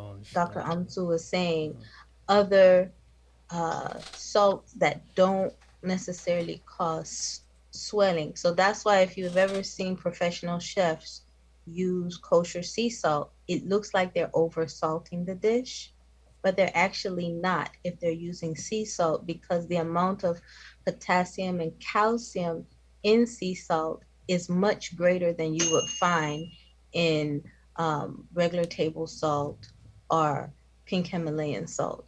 The other thing is, getting back to the seafood, just remember, as above, so below, and that applies to our bodies too. So the reason the crustaceans, the crabs, lobster, shrimp taste so good is because they scavenge a lot of toxicities out of the ocean. So even so the shellfish, they scavenge a lot of heavy metals. The jellyfish, they act as white blood cells in the body. So they scavenge a lot of parasites and other disease-causing agents, including other algae blooms. So the reason it's important not to eat those things is because if you eat the thing designed to handle toxin and survive, but you're not designed to eat toxin and survive, you're going to get a more concentrated dose of toxin in your system. Your liver cannot handle it. It will be overwhelmed, which means your kidneys will not handle it. They will be overwhelmed, which means your lungs will be the first thing to suffer, and then your heart, because they depend directly on liver and kidney function. Absolutely. And now you have a circulatory, respiratory, and cardiac issue. You think it's just because of stress. Stress is a contributing factor. But if you have a high concentration of these toxins in your system from the things that are made to clean the ocean of heavy metals and dead things, then you have just eaten death without recognizing it. So yes, they taste good because, they got everything that's not supposed to be in them in you now. They're designed to handle it. We are not. Right. Indeed, absolutely. And it will put askew your reproductive system very quickly. Yeah. Interesting. Dr. Keela, again, thank you very much for the input there, and really appreciate all the insight. Appreciate all the questions. Remember, we've got 30 minutes, so if you have questions, get them in, which brings me to Laverne. How are you doing, Laverne? Are we in the gym? No, we're not in the gym. We're at home. Okay. Hey, Laverne. How are you? We are doing great, Laverne. Doing great. Okay, good. Question. Should I back off of like mangoes? I love ripe mangoes. I eat like 2-3 of them a day. And also I'm using the buckwheat flour to make my pancakes, not the other flours, because I'm on the Eliminate Down program. Should I back off of those, or I can just continue using them? So So when you're making your pancakes, are you following the meal plan guide on how you're doing it, or you just dashing it in and frying that up? What? Dashing what? Are you dashing it into a frying pan and frying that up? How? No. Let me say this. I put the things that I put in my pancake is the you had suggested using the right. I don't use any. I stopped using even honey. I used to use honey. I stopped using honey. Okay. I don't use no sweets. Okay. Okay. I use the right plantains in it, and I use hemp seed. Okay. I put those. I use almond milk, my cinnamon, baking powder, and chia seed. I put some chia seed in there too. Okay. That's how I make my pancakes, and I put it on my the whatever on this wherever the part of the stove that you can make your pancakes. Okay. And I bake it there. So that's how I make All it. right, that's cool. That sounds good. And you were saying about mango now? Mangoes, I eat a lot of them. Now, I go to the gym. Here's my thing, and you guys know this, and I'm not going to stop lifting my weights. I cut down on it, but I'm still doing my weights, especially my legs, okay? Right. I need to have some legs, so I am doing my weights. And the reason is, as I tell my husband, he's like, you need to stop, go back on some of those the pancakes. You should. I said, look, I have to have some kind of carbs because I'm not going to stop doing my weights. I'm going to keep working out and do my weights. So I cut back in so many things that's on that list that I don't have a problem because I'm not a big eater anyway. I have to make myself eat. So I'm just like here, like, okay, what more do I need to cut back if I'm, I know the mangoes are sweet, but the mangoes, to me, I find like it gives me some energy. Right. Mangoes are superfoods. They're super fruits. Okay, good. So I'm good with It was funny that you asked about specifically mangoes though. Are they where are your mangoes from? Are they from Canada? They are organic and they're from Costco. That's where I buy them. When the organic mangoes is what they tell me, this is organic, and that's what I buy. Where they from? Don't they tell you the source? Like they're from I Belize. Can tell you the source. I can tell you the source. Yeah. Let me give you. That's why I laughed when I said Canada. Why? Oh, she's gonna go and get the mango. She can read the label. Okay, so whilst Laverne's going to her pantry, if you got any more questions again, please get them in. I know I've got Amanda coming up next. I got a couple in the chat I'm going to get to as well from the and I just want IG you guys and the to YouTube. know that I went back there and he told me my hemoglobin was good. The last time he made it seem so alarming that, oh my gosh, I wonder, it's from Mexico. I wonder if you're anemic. So okay, and they're organic. Yeah, they're organic mangoes. I don't buy it. It's Mexico, Mequillo, whatever you All call right. this So thing. so here's what so for your have you done the mason jar trick with it yet? With the mangoes too, put a mango in the mason jar. Yeah. I haven't done anything. I need to put everything in the mason jar. Right. So here's what I'll say to you to do so that you are absolutely sure, right? For assurance, for your mind, peace of mind. Put everything that you want to eat that's produce, right, of vegetables and fruit, right? Put them into separate, you can do it across a week where you, for a few days, 2 to 3 days in that mason jar, and see what happens. If it starts to dissolve, then it's no good. If it froths up, starts growing a beard and an afro, then it ain't no good. If it withers and starts getting brown and whatnot, then that's good. Okay, so I'm gonna write this down. If it withers and start getting brown, it's good. Okay. Because a lot of times, people cut corners. They have shortcuts. It's like, all right, they said to get mango and whatnot, and then they go and buy conventionally grown, and then the effects that it has, the fertilizers. Remember, the fertilizers and pesticides are riddled with plastics as well, right? Another one of the topics I'm talking about is micro and nanoplastics, right? And the effects they have on our bodies. Devastating. Plastics are a scourge. The devil. We should have On the environment, Darth Vader right? music for plastic. And we're riddled with. We got so much micro and nanoplastics running in our blood. It's lodged in our lungs, right? And a lot of plastics, most plastics, if not all plastics, I'm going to say all of them, they contain estrogenic substances. They're highly estrogenic. So even though, like Laverne, your diet might be great and perfect, right? But you got to look at what those foods are packaged in, right? When they're sitting in a warehouse, are they sitting in some kind of plastic container, right? When they're being transported, when you store them in your house, because even our fridges, when you think about your fridges used to be like enamel and glass, right? Nice plastic. Yeah. Right? So even though it's a fridge and it's cool, so it's less likely that there's any kind of, leakage or seepage into the food, you have to consider all factors, including the pollution outside and any substances that may be in the house as well. So we know a lot of people are get on with Coach Aggie, and she gives you guys a great forensic audit of what goes on in the household. But there are other things like carpet fibers, right? No carpet fibers.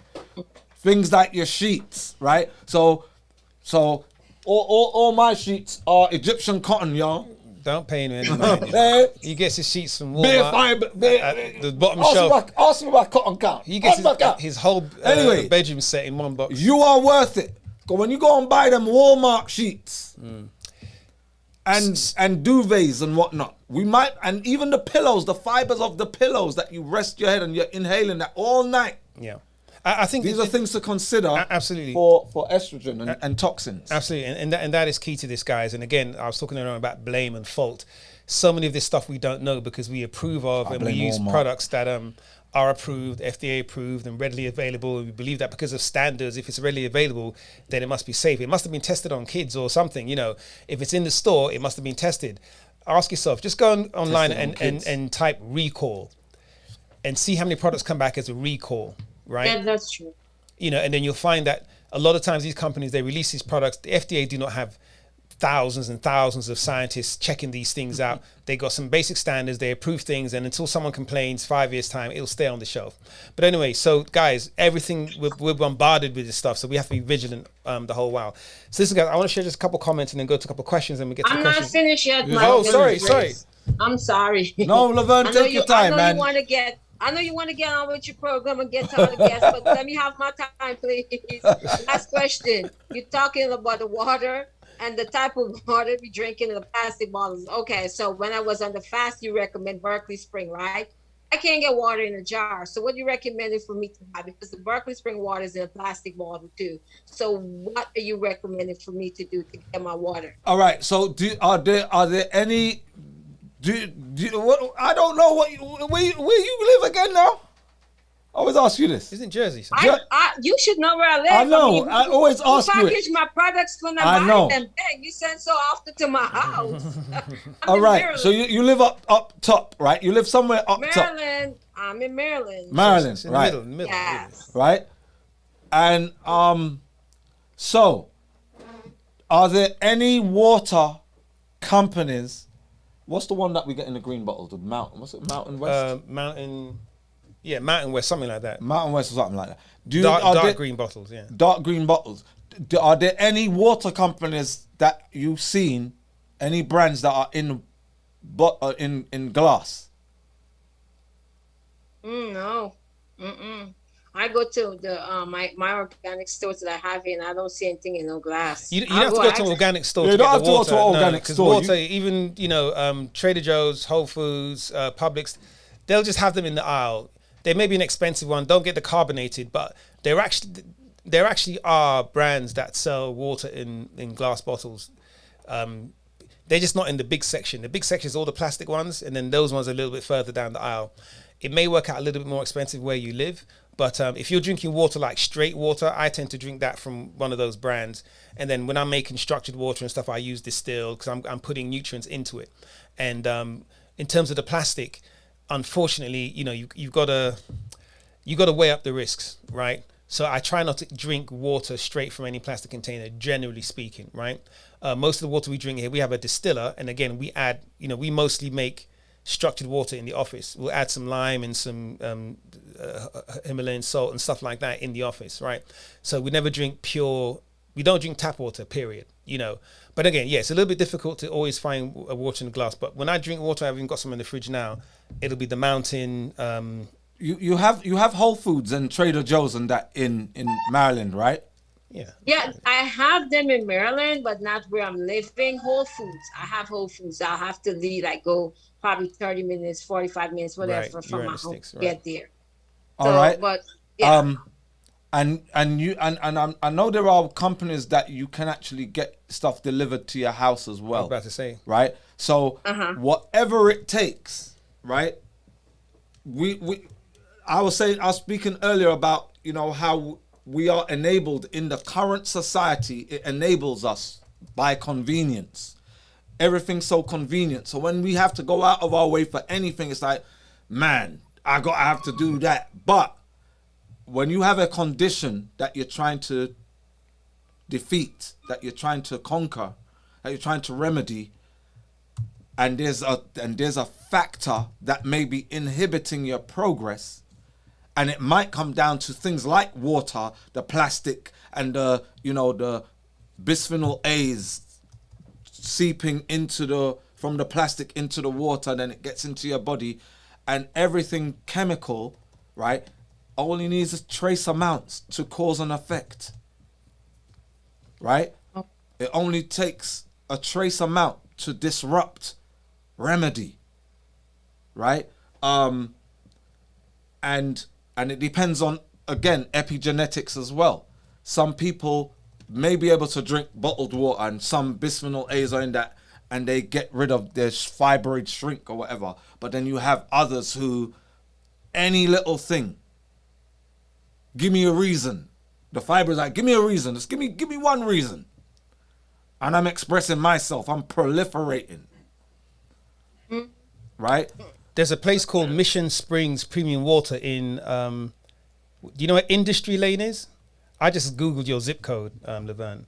Yeah, I know where Industry Lane is. Yeah, there's a place called Mission Springs Premium Water. They sell water in glass. Guy's a stalker. Google the zip code. Wegmans on Warman's Mill Road. I can send you these. They sell glass and water in glass. There's a place called, they're closed right now. Gaithersburg. I don't Oh, that's a bit far from me. Gaithersburg, that's outside of Frederick. That's right. Okay. Yeah. So that's like, yeah. And I just Googled your zip code, and there's a whole bunch of places that sell water in glasses, and you can also use. There's this company that a lot of people use now, and you can actually search what you want called Instacart. How can I forget that? So Instacart, they'll deliver it to your house like same day. I mean, in a couple of hours, because those are the companies that have people that shop for you. And so if someone's far, just send them to go get it. Do you know what I mean? So if they're going 30 miles, it might be expensive. But what I'm saying is, like Dr. Sam's saying, use the technology, use the internet, find the places online and have them deliver. Oh, yeah, I can use the internet. I can do that. No, I know you can. I'm just saying. I'm saying that I can. There's no way that Maryland. But I'm saying, I'm going on. Okay, I'm gonna end here. I'm going off for the 14 days detox, and Berkeley Spring water was what you guys recommended to use. Sure. And I'm asking if I can continue using that. That's where my question was going. Because I need to use the best source of water. If it's in plastic, if it's in plastic, no. Okay. All right. Thank you. All right. Thanks. Thank you, Laverne. Thank you, Laverne. And I still got to call you. I'm going to call you. I forgot to call you this weekend, but I'm going to call you. Some business talk. Bring your check. Okay, that sounds good. That sounds good. All right. Bring your checkbook, Laverne. So yeah, I just wanted to share, Queen Bee was in the chat, and just going off what Bronnie and Derek were talking about earlier on, we've had a couple of conversations around fibroids, and she said she had a partial myomectomy. Sorry, she had a partial hysterectomy after she'd been speaking to a doctor for like 4 years, trying to get her to go and do it, and she finally went and did it. and 4 years ago, and since then she's been having hot flashes, for 4 years. I didn't get an age. She just put up in the chat. And again, just going off some of the side effects you talk about, Dr. Amsu, of having these invasive procedures. They don't fully, they'll tell you in the small print, potential side effects, but they don't really tell you what it's going to be like post-op with a lot of these side effects. So for hot flashes for 4 years, that's longer than, women going through the change go through. And Love Life came back on after and asked, any advice on why bloating or abdominal pain occurs after emptying bowels with people that have adenomyosis? So for people that have adenomyosis, why do they get the bloating and cramping after they've emptied their bowels? And again, it seems like a piece of string question, but maybe a general response. Right. There's a plethora of reasons why bloating takes place. It could be kidney issues. Again, we're not in the business of just saying, all right, here's what's going on. All right, here's what's going on with you. It could be parasites. The gut flora isn't correct. There's so many things. There's so many reasons that it could be, right? And to say why women with adenomyosis have this, they can have other issues. When there's hormonal imbalance, it opens up a floodgate of issues, of other issues that go on. Adenomyosis is one of the expressions of hormonal imbalance. How that particular individual is expressing estrogen dominance, right? And estrogen dominance typically doesn't stand alone. It's one of the main etiological reasons behind issues, but there are other factors, cofactors, that contribute to these issues as well. And this is why we like to encourage everybody to use the technology, the diagnostic technology that's out there, so that you know exactly what's going on. You get blood work done.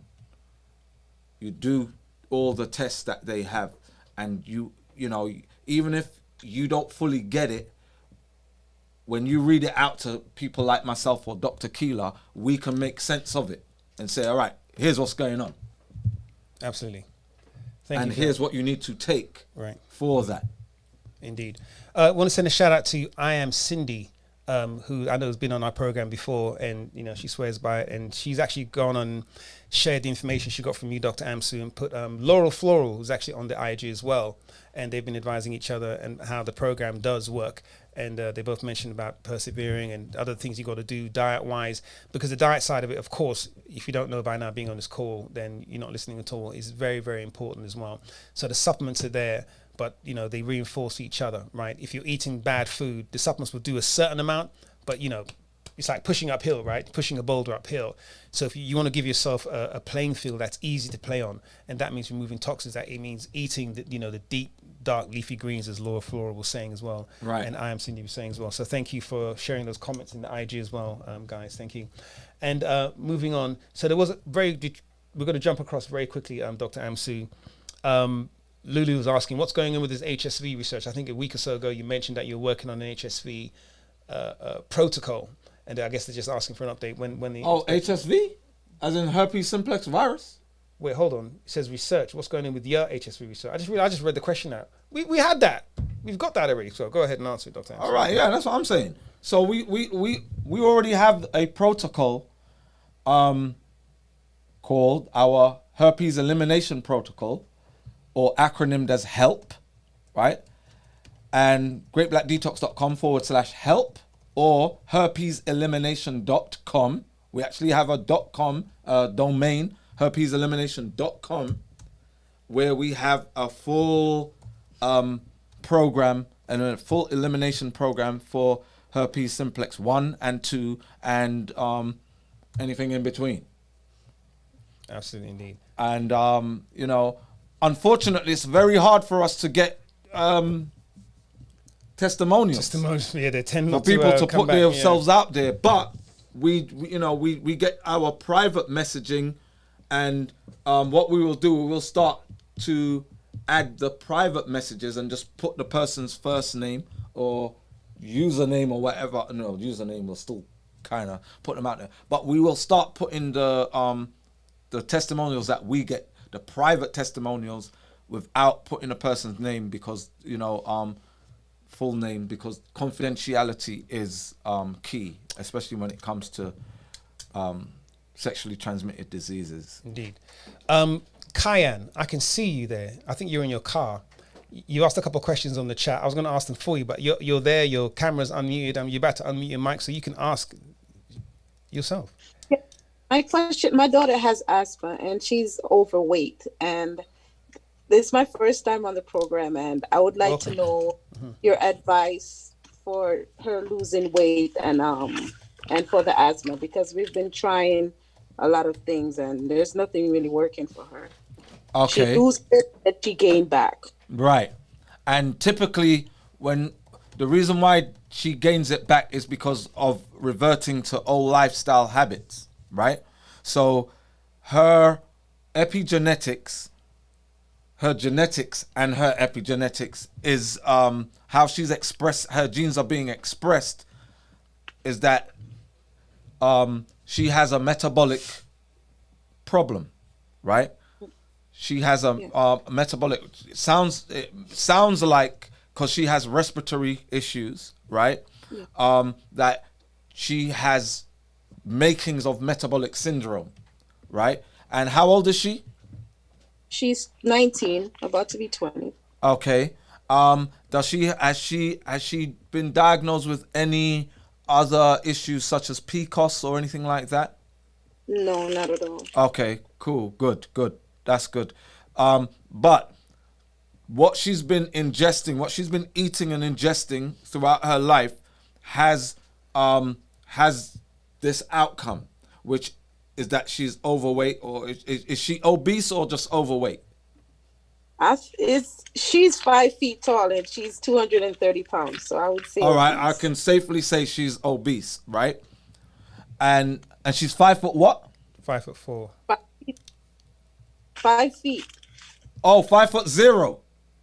Yes, zero. All right. So for her height, she's supposed to be around 100 pounds. Yeah. 120.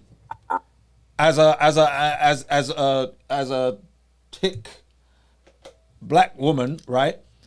Wow.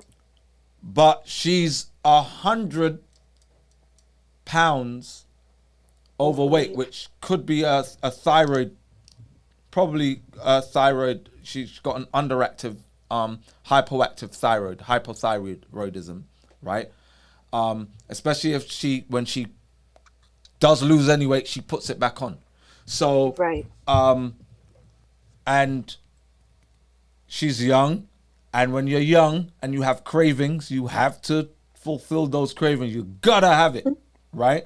And women crave more than men. Cravings, ghrelin is higher in women.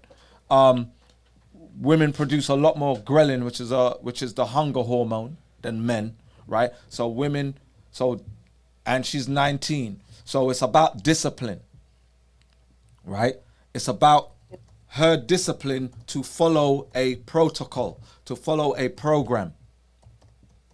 It's about her eliminating things out of her diet. She cannot eat what her friends eat. She has to eliminate meat, has to come off the table. Cheese has to come off the table, right? Does she still eat meat and cheese? Yes. All right. Now, when she lost weight, did she give up those things? No. All right. When she lost weight, how much weight did she lose? About 15 pounds. 15 or 50? 15. 15. Oh, 15. So she lost 15 pounds. And what did she do to lose the 15 pounds? She portion size her food. Everything was portion. All right. So she lowered her caloric intake per meal. All right. Yeah. That works for only a short period of time, because binge eating, right, which is the extreme version of eating smaller portions, right? where somebody might eat 8 times a day, but it's only a little amount though. But initiating insulin 8 times a day, you're gonna store fat. You're gonna store fat, right? So we have our Great Black Fat Detox, right? Okay. Which is an intermittent, because she's young, and it will be extremely hard for her to, if we say to her, don't eat anything and just take supplement, she's going to be like, hell no. Right? So the Great Black Fat Detox, which is greatblackdetox.com/fat, which we'll put into the chat so you can click on that, right? Thank you. Intermittent fasting. Now, 30 days initially, but she can keep that going as a lifestyle where every day she eats once a day. Okay. Now that when she eats once a day, it doesn't have to be a binge portion. It can be a nice portion. Don't have to be a mountain, right? But just a hearty portion, right? Okay. But once a day, one meal, once a day, and she drinks fluids. She can, have like grapefruit juice, coconut water, ginger, root ginger, right? And the supplements that we provide. But she has to give up meat and dairy and cheese. Now we know how addictive cheese is, especially to black women. Black women, it's like, give me my cheese back. But it's discipline, sticking to the program, right? And as she gets more disciplined, she can actually make the portion smaller. Okay. And then she can do alternate day fasting where she doesn't eat for a whole day, then the next day, but she has to work her way up to that. Yeah. And another thing as well, Karen, is that when we talk to people about these sorts of programs, they think with their current frame of mind, right? So in their current frame of mind, no, and leave me alone, and I hate you, and slam the door, right? But realize this, that when she starts on this road and starts to change her lifestyle, there are benefits. When she starts to lose the weight, when she starts to feel healthier, when she has the mental clarity, right? These are benefits, and then she'll be more encouraged to keep on doing it. So, there's an old psychology method, going for a job, right? When you go for a job, people are, they're really worried about the interview. Oh, what are they going to ask me? Am I going to say the wrong thing? Am I wearing the right tie? Are they going to, do I smell? Do I look right? And we worry about all the things that are going to happen in the interview. Whereas when you go into the interview, you're supposed to be thinking about yourself leaving the interview with the job. Okay? We are in a goal-based business.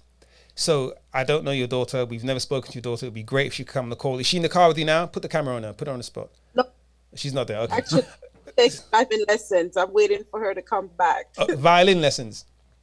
No, driving lessons. Driving lessons. Okay, cool. So there's something you tell her. If she doesn't do it, you're going to take away her permit or whatever. Can you legally do that? They probably come and arrest you. But it's a goal-driven business we're in, right? And so right now, when you think about it, your daughter's habits better than we do, of course. If she does have a hypothyroidism issue, let's go and get that checked. Let's go and do those tests to make sure and eliminate the thyroid. Even if she does have a thyroid issue, it still means she needs to work on her diet, right? Regardless of the thyroid issue, she still needs to diet changes.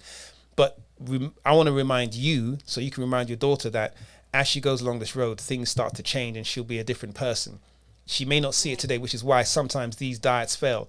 And listen, strike me down, guys, if there's anyone on the call wants to, throw me under. But if you're 240 pounds, you could lose 15 pounds accidentally. I think it's encouraging that she does that, but 15 pounds is, Coach Aggie, you talk to people all the time about having issues with weight, and you've lost a lot of weight as well doing the detox. You want to pipe in, you can do. But when she loses 40 pounds, when she loses 60 pounds, that's when she's going to see that uplift. That's when you're going to see a whole new daughter. Okay, so those are the kinds of milestones. So 15, light work. She's done that already, not doing much. We're going to conquer that in no time at all. We can lose that weight in a week. We know we can do that. She does a detox 14 and adds lipo to it. She does the fat detox and she sticks to the regimen. She'll lose that weight in no time at all.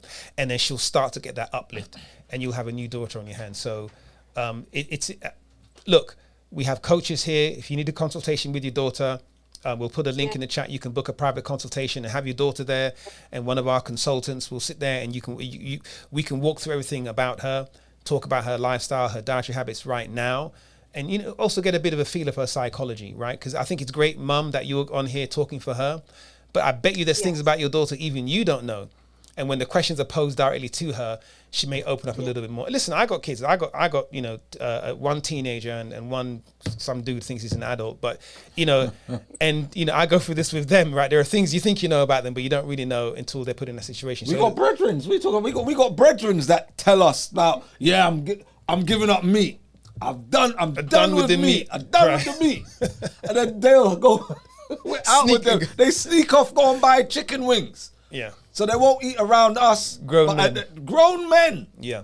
That will lie and say they're done with meat and then sneak away, go and buy chicken wings and buy all kinds of blasphemies. Absolutely. And then they just give up. When we go out with them, they order the meat right in front of us. It's like, yeah, man, look, psychology. Man, the psychology. This is hard. Kyan, if you have any more questions, stick around. I've got to get to a couple more questions. Dr. Keela, I think you may want to pipe in on this real quick before we jump over to our last question on the board. Yeah, just 2 quick points. So she's 19. She has challenges with her weight. If she has headaches or any visual disturbances or has ever been on birth control or is currently taking birth control, she may... Go ahead, Nana. No, she's not on any birth controls. Okay. Because one of the things that happens with birth control, it can throw off a young woman metabolically. And the combination of headaches, vision issues, and birth control can be indicative of a condition called pseudotumor cerebri. She would have to go to like a OBGYN or neurologist to get worked up for that, because that is something that has to get corrected. They usually discontinue birth control. The other thing is if she has metabolic syndrome, which is an energy access and utilization problem in the body, where a person will tend to store body fat in odd places, like in their flank, just behind their armpits, all down the sides, in their upper body, specifically neck and shoulders. Is just an odd body fat distribution. That's usually an accessibility problem to energy. That could be related to the asthma or the asthma flares, because asthma flares and metabolic syndrome have several things in common. The key thing is chronic inflammation.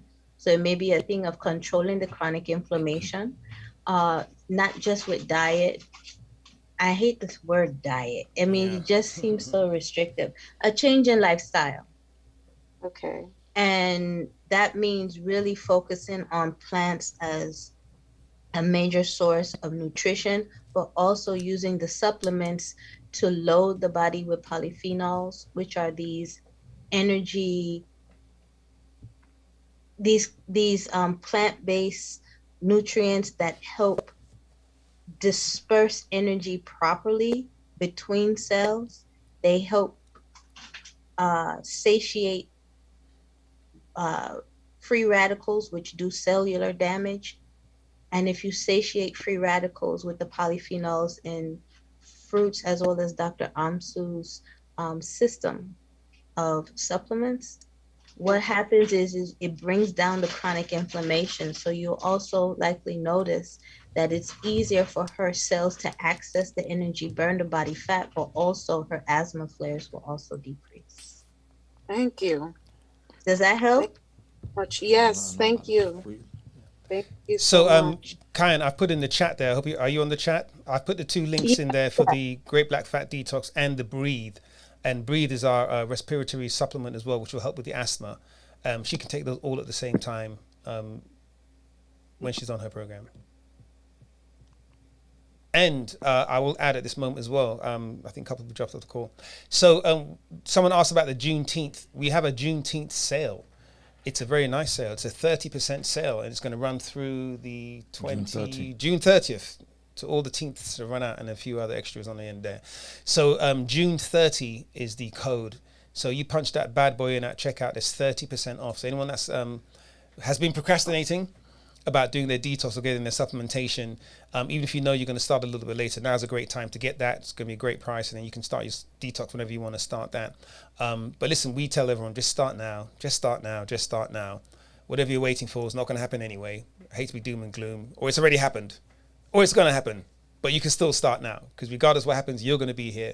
So you want to be here in your best health along that way. So thank you, Kyan, for joining in, and hopefully you can join next week with your daughter, or you can book a consultation, and we'll put the link to book a consultation in the chat. Go on, Kyan, you had something else?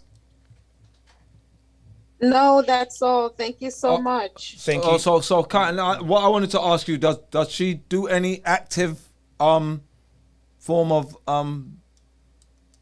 activities? Yeah. Walking around the block and riding her bike. That's it. All right. So she rides bike. So here's where a lot of people go wrong when they're obese. Somebody will say you need to do more exercise, right? But chronic fatigue is also part of the inflammatory issue that goes on. One of the things what Dr. Keeler was just describing, right, about energy distribution. The body has a problem utilizing energy, and also, taking energy from energy sources, right? So the energy distribution is not functional at the moment, which means when exercising, muscles will not get the energy, skeletal muscle will not get the energy that they should get.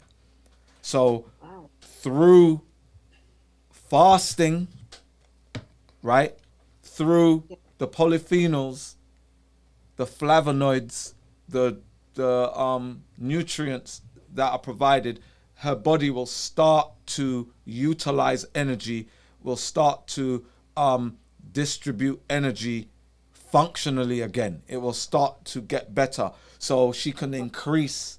Like, she cycles right now, which is good, which is, she walks, which is good, right? Yes. But don't get her on anything like no treadmills, because this is one of my biggest peeves with overweight people and obese people is when I go to the gym, right? I go to the gym nearly every day, right? And I guarantee there's gonna be there's gonna be like 5-6 obese people on a treadmill, and they're on there, and from I get there to when I leave, they're on a treadmill, right? And all they're doing is losing water. They're losing fluid. They're not actually using real energy. And when you do cardio, your body naturally says, I'm gonna store energy. Naturally. I'm gonna store energy. And storing of energy is what? Storing fat. Mm-hmm. Right. So treadmill and excessive cardio is not a good look, right? So treadmill, get the heart rate up. That's it. A minute or two at brisk walk or a brisk jog or sprint, right? To get the heart rate up and to start sweating. Then that's it. Then you go and work out and do other forms of exercise that will start to say, give me energy. You start to build muscle and build energy and take energy from those fat stores. But don't, a lot of overweight, obese people, it's almost like the society has been programmed that if you're overweight, get on a treadmill. Right. Go and walk or jog for X amount of miles. Do a 5K, a 10K. No, not even a 1K. Well, you know, thing as well, the psychology of being on a treadmill is a lot easier than the psychology of not eating. Right. Do you see what I mean? So it's the lesser of all the evils. So listen, Karen, we've got to jump. We've got a couple of questions we're going to squeeze out here before they kick us out. The security are knocking on the door right now. Thank you for joining. Please come back. I put the links in there. The Great Black Fat Detox and Breathe. Thank you, Karen. Thanks, Karen. Lana B, I know you've been on there for a while. Lana, how you doing? I am fine. How are you? How are you guys doing? We are doing great. Fine, Lana. fine. How you doing, Lana? Good, thank you. The reason for my question, well, I have a question. I'm about to start the 14 days soon, and my question is, I was diagnosed with being pre-diabetic, and my concern is like with the lowering of the blood sugar, but the coconut water should take care of that, correct? I should be fine. Well, fasting and the nutrients that are in the supplements, as well as the structured water, the spring water, and the coconut water will all work together. Okay. For your inflammatory issue that you have, that you are predetermined, that they're saying you're starting, basically your cells are not responding to the insulin knocking on the door. Right. With the glucose, like say, all right, intake this glucose. Right? It's at the beginning stages, but this will sort that out. Okay. Fasting is absolutely great for diabetics. Right. That's what I started doing. I only eat one meal a day, so I've been pretty much eating at about like 5 o'clock, getting my body ready for that to go without food. But I just wanted to make sure, because sometimes I get a little shaky during the day, so I just making sure. Okay. And also, the inflammatory cells, right? There are pro-inflammatory cells that are active in your body that we have to inhibit those, right? Those have to be inhibited. They have to be regulated, right? We got to put muzzles on them jokers, right? So, because that's what's causing the problem. Things like TNF alpha that stop the insulin binding to receptors and GLUT4 being activated in each cell. So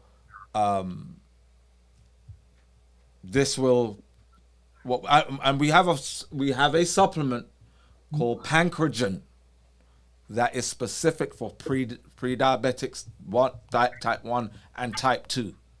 Okay. So with Pancreagen, those pro-inflammatory cells that are responsible for, because so diabetes is a hybrid of a metabolic and an autoimmune disease all in one, right? And so there's a metabolic problem going on, but there's also autoimmune, these pro-inflammatory cells that are working on your cells. Okay. And inhibiting the absorption of the glucose. So bear this in mind, right?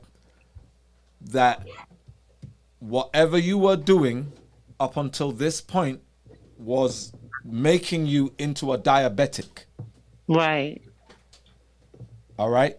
So again, it's not just about the detox. It's about your life after the detox.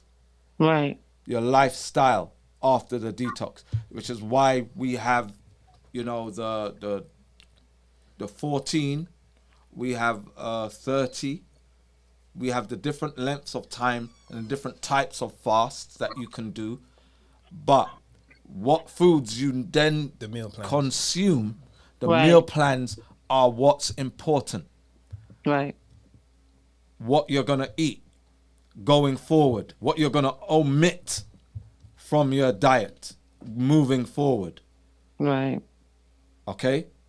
Mm. And I know Dr. Keeler wanted to add. Yes, just two things, and this addresses your concern, ma'am, as well as the previous lady that was asking in reference to her daughter. So When Dr. Hamsu was saying that cardio is not necessarily the best thing for people who have challenges with energy access and utilization, he's absolutely correct in that. And when you have inflammation that is interfering with glucose absorption, whether it's due to autoimmune disease or chronic injury to cells, what you end up having to do is rely more on your muscle to suck up that glucose, and instead of storing it as fat, store it as glycogen, which is a safer form of energy. It's not as toxic. It's really not toxic at all. It's usually stored in your liver, your skeletal muscles, things like that. How you increase the conversion of body fat to glycogen for storage in muscle, and at the same time increase your ability to suck up glucose out your blood, is by using muscle, by building muscle.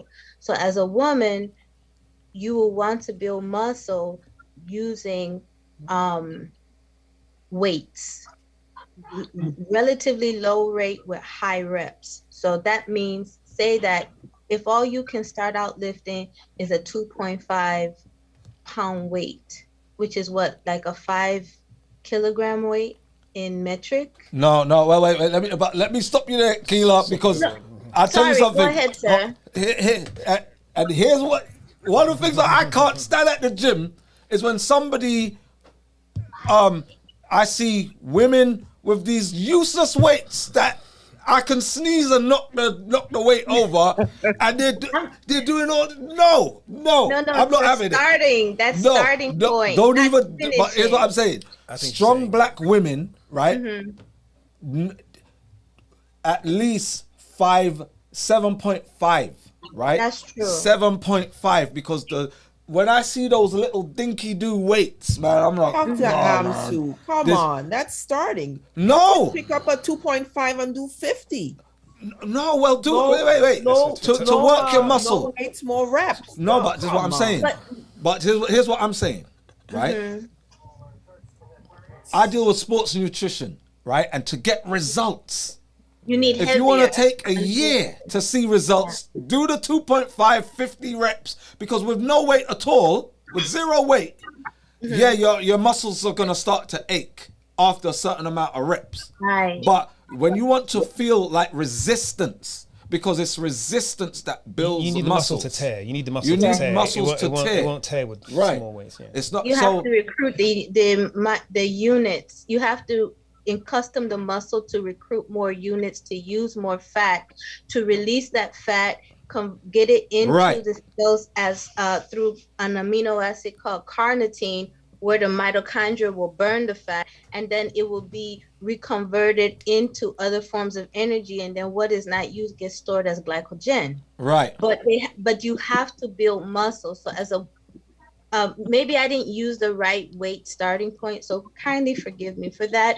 But the point is, you have to build the muscle. You won't lose your curves, not even if you're menopausal or postmenopausal. In fact, it will accentuate your curves. It will help you achieve the physique that you want, because to achieve that smaller waistline, you have to build up your shoulders and your back muscles. To achieve the nicer curve in the legs, you have to build up your quads, your sartorius, your hamstrings. By increasing muscle unit utilization in your larger muscle groups, you essentially force your body out of metabolic syndrome. There you go. And you force your body out of an inflammatory state, and you force your body out of insulin resistance into an optimal energy utilization system. And time of day does matter. If you do this in the evening, you will completely throw off your hormonal ballet. You have to do it in the morning, preferably around sunrise, when you can use the advantage of solar radiation, UVB, to help reset your pineal gland, which will reset everything else down the line, so that it resets all your energy utilization systems. That's your glands. Right. And prior to that, what I did notice, because it is one of the strategies that many of us used when we were living overseas and trying to acclimate to a system of high sun, we would get up half hour before dawn and go exercise for a solid hour and a half, if not 2 hours, before we go to class, before we go to work. Why? Because it sets up our body at a higher temperature, which means all of our systems are going to act in concert to keep our bodies cool. We're going to burn more fat, store the remainder that we don't use as glycogen, and is going to reset our energy burning set point so that it keeps us awake, keeps us out of being sleepy. And then when we're supposed to sleep, we do sleep so that our muscles do repair themselves. So after a while, you don't end up with the ache. Right. Right. Does that help, ma'am? Does that help? Yes, it does. I'm actually thinking about starting to work out, but the mornings probably will be better then. Yes, because it will be a more natural time for your body to get up and do work. And the thing is, you don't want to really eat heavily, eat at all if you don't have to. But if you have to, like me, I have a high metabolism. I had to fruit load a little bit. So I had to eat mangoes before I went to work out, or I had to eat apple just to get rid of the nausea, because I would wake up nauseous a lot of times because my digestive system would be so empty. So I would drink a cup of herbal tea, like cinnamon and ginger tea, eat maybe 2 fruits. And I learned this from my dad because he really never had issues with weight, but he was a morning exerciser. And I watched how he did things.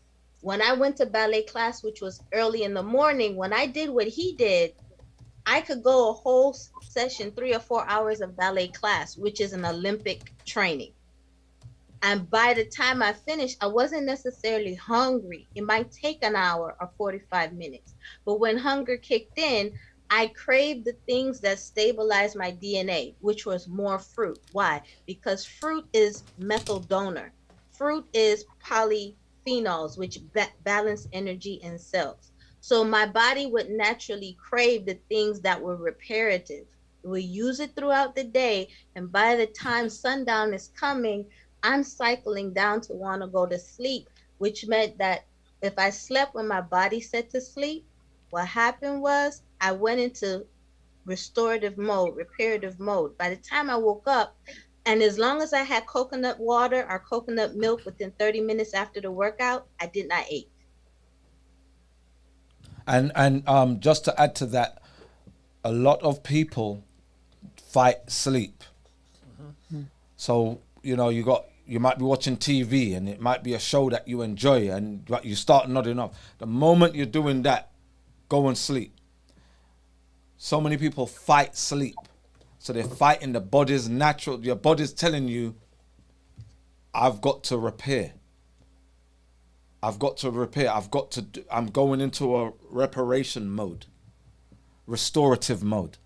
And when you ignore that, you're throwing your cycles off. You're putting your body into a dysfunctional, you start to engage in dysfunctional behavior. And again, our bodies are chemical. When we disrupt the chemistry of our bodies, natural circadian rhythms, right? Sometimes, there are people who they're doing their detox and they're like, every day's going great. And then one day they feel extremely tired. And I'm like, yeah, well, you need to rest. Your body is telling you need to shut it down. You need to go and sit down. You need to go sleep. Go and sleep. And when you wake up, don't fight it. Just go and sleep. And when you wake up, you're going to feel a lot better. You might have 1, 2, 3 days where you're feeling, man, I'm feeling a bit run down. But that's your body letting you know you need more rest. Absolutely. Well, listen, guys, Dr. Amster, Dr. Keeler, Coach Aggie, all of the team, Tanya, Vanessa, I think you jumped off. I know those of you in the UK. Thanks for everyone that asked questions. Thanks for everyone that was sharing in the chat, on the IG, and the YouTube. We really appreciate all of you guys joining. We love being here, love having you guys here. We know we don't deserve you, man, but we're going to keep working each week to try and live up to your standards that are very high. Listen, guys, start your detox. You didn't address my question. Oh, we didn't see your hand was up. Who's this? Ingrid. Is that Ingrid? Yes. We What's did my question there? You keep saying I'll address it, and you didn't. Okay, I'll leave it for next week. No. Go ahead. We didn't see your hand up. I sent it in the chat. Oh, I didn't see about it. Sorry, it's Marva. It's Marva in the chat. Oh, I see. Okay, I didn't see that either. Go ahead. Ask your question, Marva. I'm on the supplements, and my blood sugar is in the 200s for the last week. I don't know. I'm not eating anything. I'm just like mostly fruits and water. Okay, and it's in the 200s. So your blood sugar levels, is it constant, or is it spiking at certain points? No, but I only do my fingers stick one time a day. But before, it was normal. I had an A1C of 7, but for the last week, it's in the 200s. Okay, and what are you doing? Are you under 14 right now? Just the supplements. I'm not. You said last week that I could eat, but I haven't been eating. I could do intermittent with it. With it, I could do intermittent. I finished the 14 like a month ago. Okay. And what are you doing now? You're saying you're doing intermittent. What are you eating when you're doing the intermittent? Just fruits and water, coconut water, and the structured water and regular water. Okay, tell me specifically what you're eating. Watermelon. Okay. Seeded watermelon, pineapple, blackberries, strawberries, kiwi. Those are the fruits I buy. Okay. And mango sometimes. So your A1C levels have been high since you've been just doing fruits, you're saying? No, I haven't done an A1C since, but my blood sugar is 200 for the last week. It's just constant every month at fasting. Okay. When I wake up first thing in the morning, it's 200, 220. And how do you generally feel? I don't feel anything. I don't feel different. I feel, normal. That's what I don't get headaches, nothing. And you feel energized? Yes, I'm doing stuff because I'm packing to move, and it's just me alone, and I'm going through life as though it's normal. And you have no aches. Side effects. You're not having any aches. No dizzy spells. No dizzy spell. All right. Okay. Keep on doing what you're doing, right? Keep on doing what you're doing. Maybe now the fruits that you have, like the strawberries, are they organic? Yes, they're all organic. And have you done the whole mason jar to make sure that they're not gonna fluff Okay, could up? you explain that? I've never heard about it before. Okay. Maybe I was told them. So get some mason jars, right? I have lots of it that I wanted to give away. All right. So you put the strawberry and other fruits into separate jars and leave them for 72 hours, 3 days, and go and look at what's after 3 days, or along the way you're going to start to see what the trend of what's going on. So by the 3rd day you're going to see if the fruit is actually really organic or not. How do you tell organic from So non-organic? organic means that it's going to wither. They'll go brown and they'll shrivel. Right? They basically start to shrivel. They'll go brown, oxidize. Okay. Right? If they're not, they either will dissolve, start to get putrid, or they'll spore up. They'll go white or green or black afro. Okay. I bought our organic apple from Wegmans before Memorial Weekend. I think it's the weekend before. And the apple is still in the bowl. Like if you just pick off the tree, I'm scared to eat it. Right. Now that seems like they've put something on that, and that might be some GMO. So because it's organic, it doesn't mean that it's not GMO. It hasn't been genetically modified. Yeah, right? and And I'm that watching and this that's apple something in the that they don't football, say. and it has not changed. And I'm saying, Yeah, apples are supposed to that should have just shriveled get up. swizzle or something. It's Right. as hard as ever up as of this morning. Maybe a month I have the apple in my back in the food bowl, and I'm Yeah. just watching at it. I'm saying, I'm not eating you. Right. It's just like the McDonald's fries that don't go bad. They'll sit there for years. Right? But again, your body is functioning great, right? Even though you're seeing high levels, right? Yeah. You're not going through any kind of pain, no dizzy spells. You got your strength, your energy's up, everything like that. So you're doing good, but at the same time, and I'll bring you in a second, Dr. Keeler. Just make sure that those fruits that you are eating, that they are actually, non-GMO and organic, and they're not containing any kind of other chemicals that would cause them to spore and increase your water intake as well. Okay. All right. Okay. Oh, Dr. Keeler. Just in brief, so when people are fasting or they have discontinued consumption of a standard Western diet, what ends up happening is initially the body kind of goes into stress mode, right? And stress mode biochemically means you're going to secrete more cortisol, more epinephrine, more glucagon and growth hormone. All that's going to do is increase the release of glycogen, which is stored sugar, from your muscles and from your liver into your bloodstream. So an elevated blood glucose is to be expected. But that's why it also becomes imperative to make sure that if you are consuming anything, it's also not high sugar, because your body, as a stress adaptation, will and has released sugar into your bloodstream to keep your kidneys and your brain functioning. Your heart will just completely utilize the whatever percentage of body fat you have going on to function, because your heart primarily burns body fat. Skeletal muscles can burn fat too, but they prefer initially some level of sugar.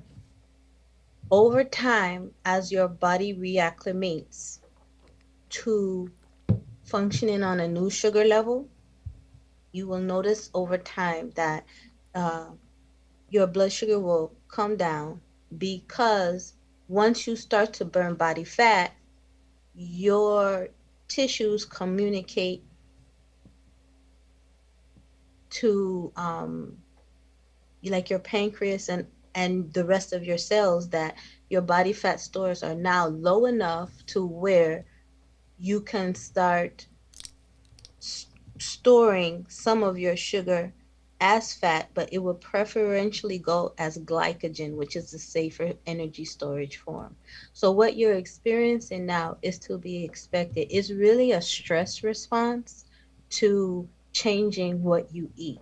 And that can occur over several days or several weeks, but eventually your body will adapt. Okay, thank you. You're most welcome. And what's most important as well, why we know this is because of how good you feel. You're not going through any symptoms of dysfunction or disorder or inflammation, right? So even though the instruments and the tools are telling you one thing, what they don't tell you is how adaptive the body is. and that, you know, there are numbers don't give you the full picture. They, you know, they can give you a trend, but they don't give you the full overall picture. Thank you. Thank you, Marva. All right. Ingrid. What do you prefer, Marva or Ingrid? Both of my names. Both of your names. Okay. Well, thank you for joining. Guys, I just put in the link in the chat as well for booking consultations. If we didn't get to your questions, we're sorry. We'll try and get to them next week. Try and get your questions in early. And even if they're coming from all over the place, we try and get to them. And if we didn't, we've got to save some for next time. Appreciate you guys. June 30. Don't cut off yet. Let me get the booking consultation. Oh, I won't cut it off yet. I'm not the one you got to worry about. It's the guy we have on the boards. When we say guy, he just cuts everything like this. We got to tie his hands together. Look, he's not even looking. Look. Whatever, mate. But listen, guys, Okay, June 30 is in the chat. Thank you, Marva. June 30 is the code, 30% off until the end of the month. We'll be doing Juneteenth this weekend, aren't we? We're going to, where are we going to be? In Snellville at the Juneteenth Festival? Yeah, they got the first annual Juneteenth festival in Snellville. So Dr. Amsu's going to be wearing my local. He's going to be wearing a dashiki and have his afro out. I'm not wearing a dashiki. And those hemp, you got them hemp sandals you bought at the at the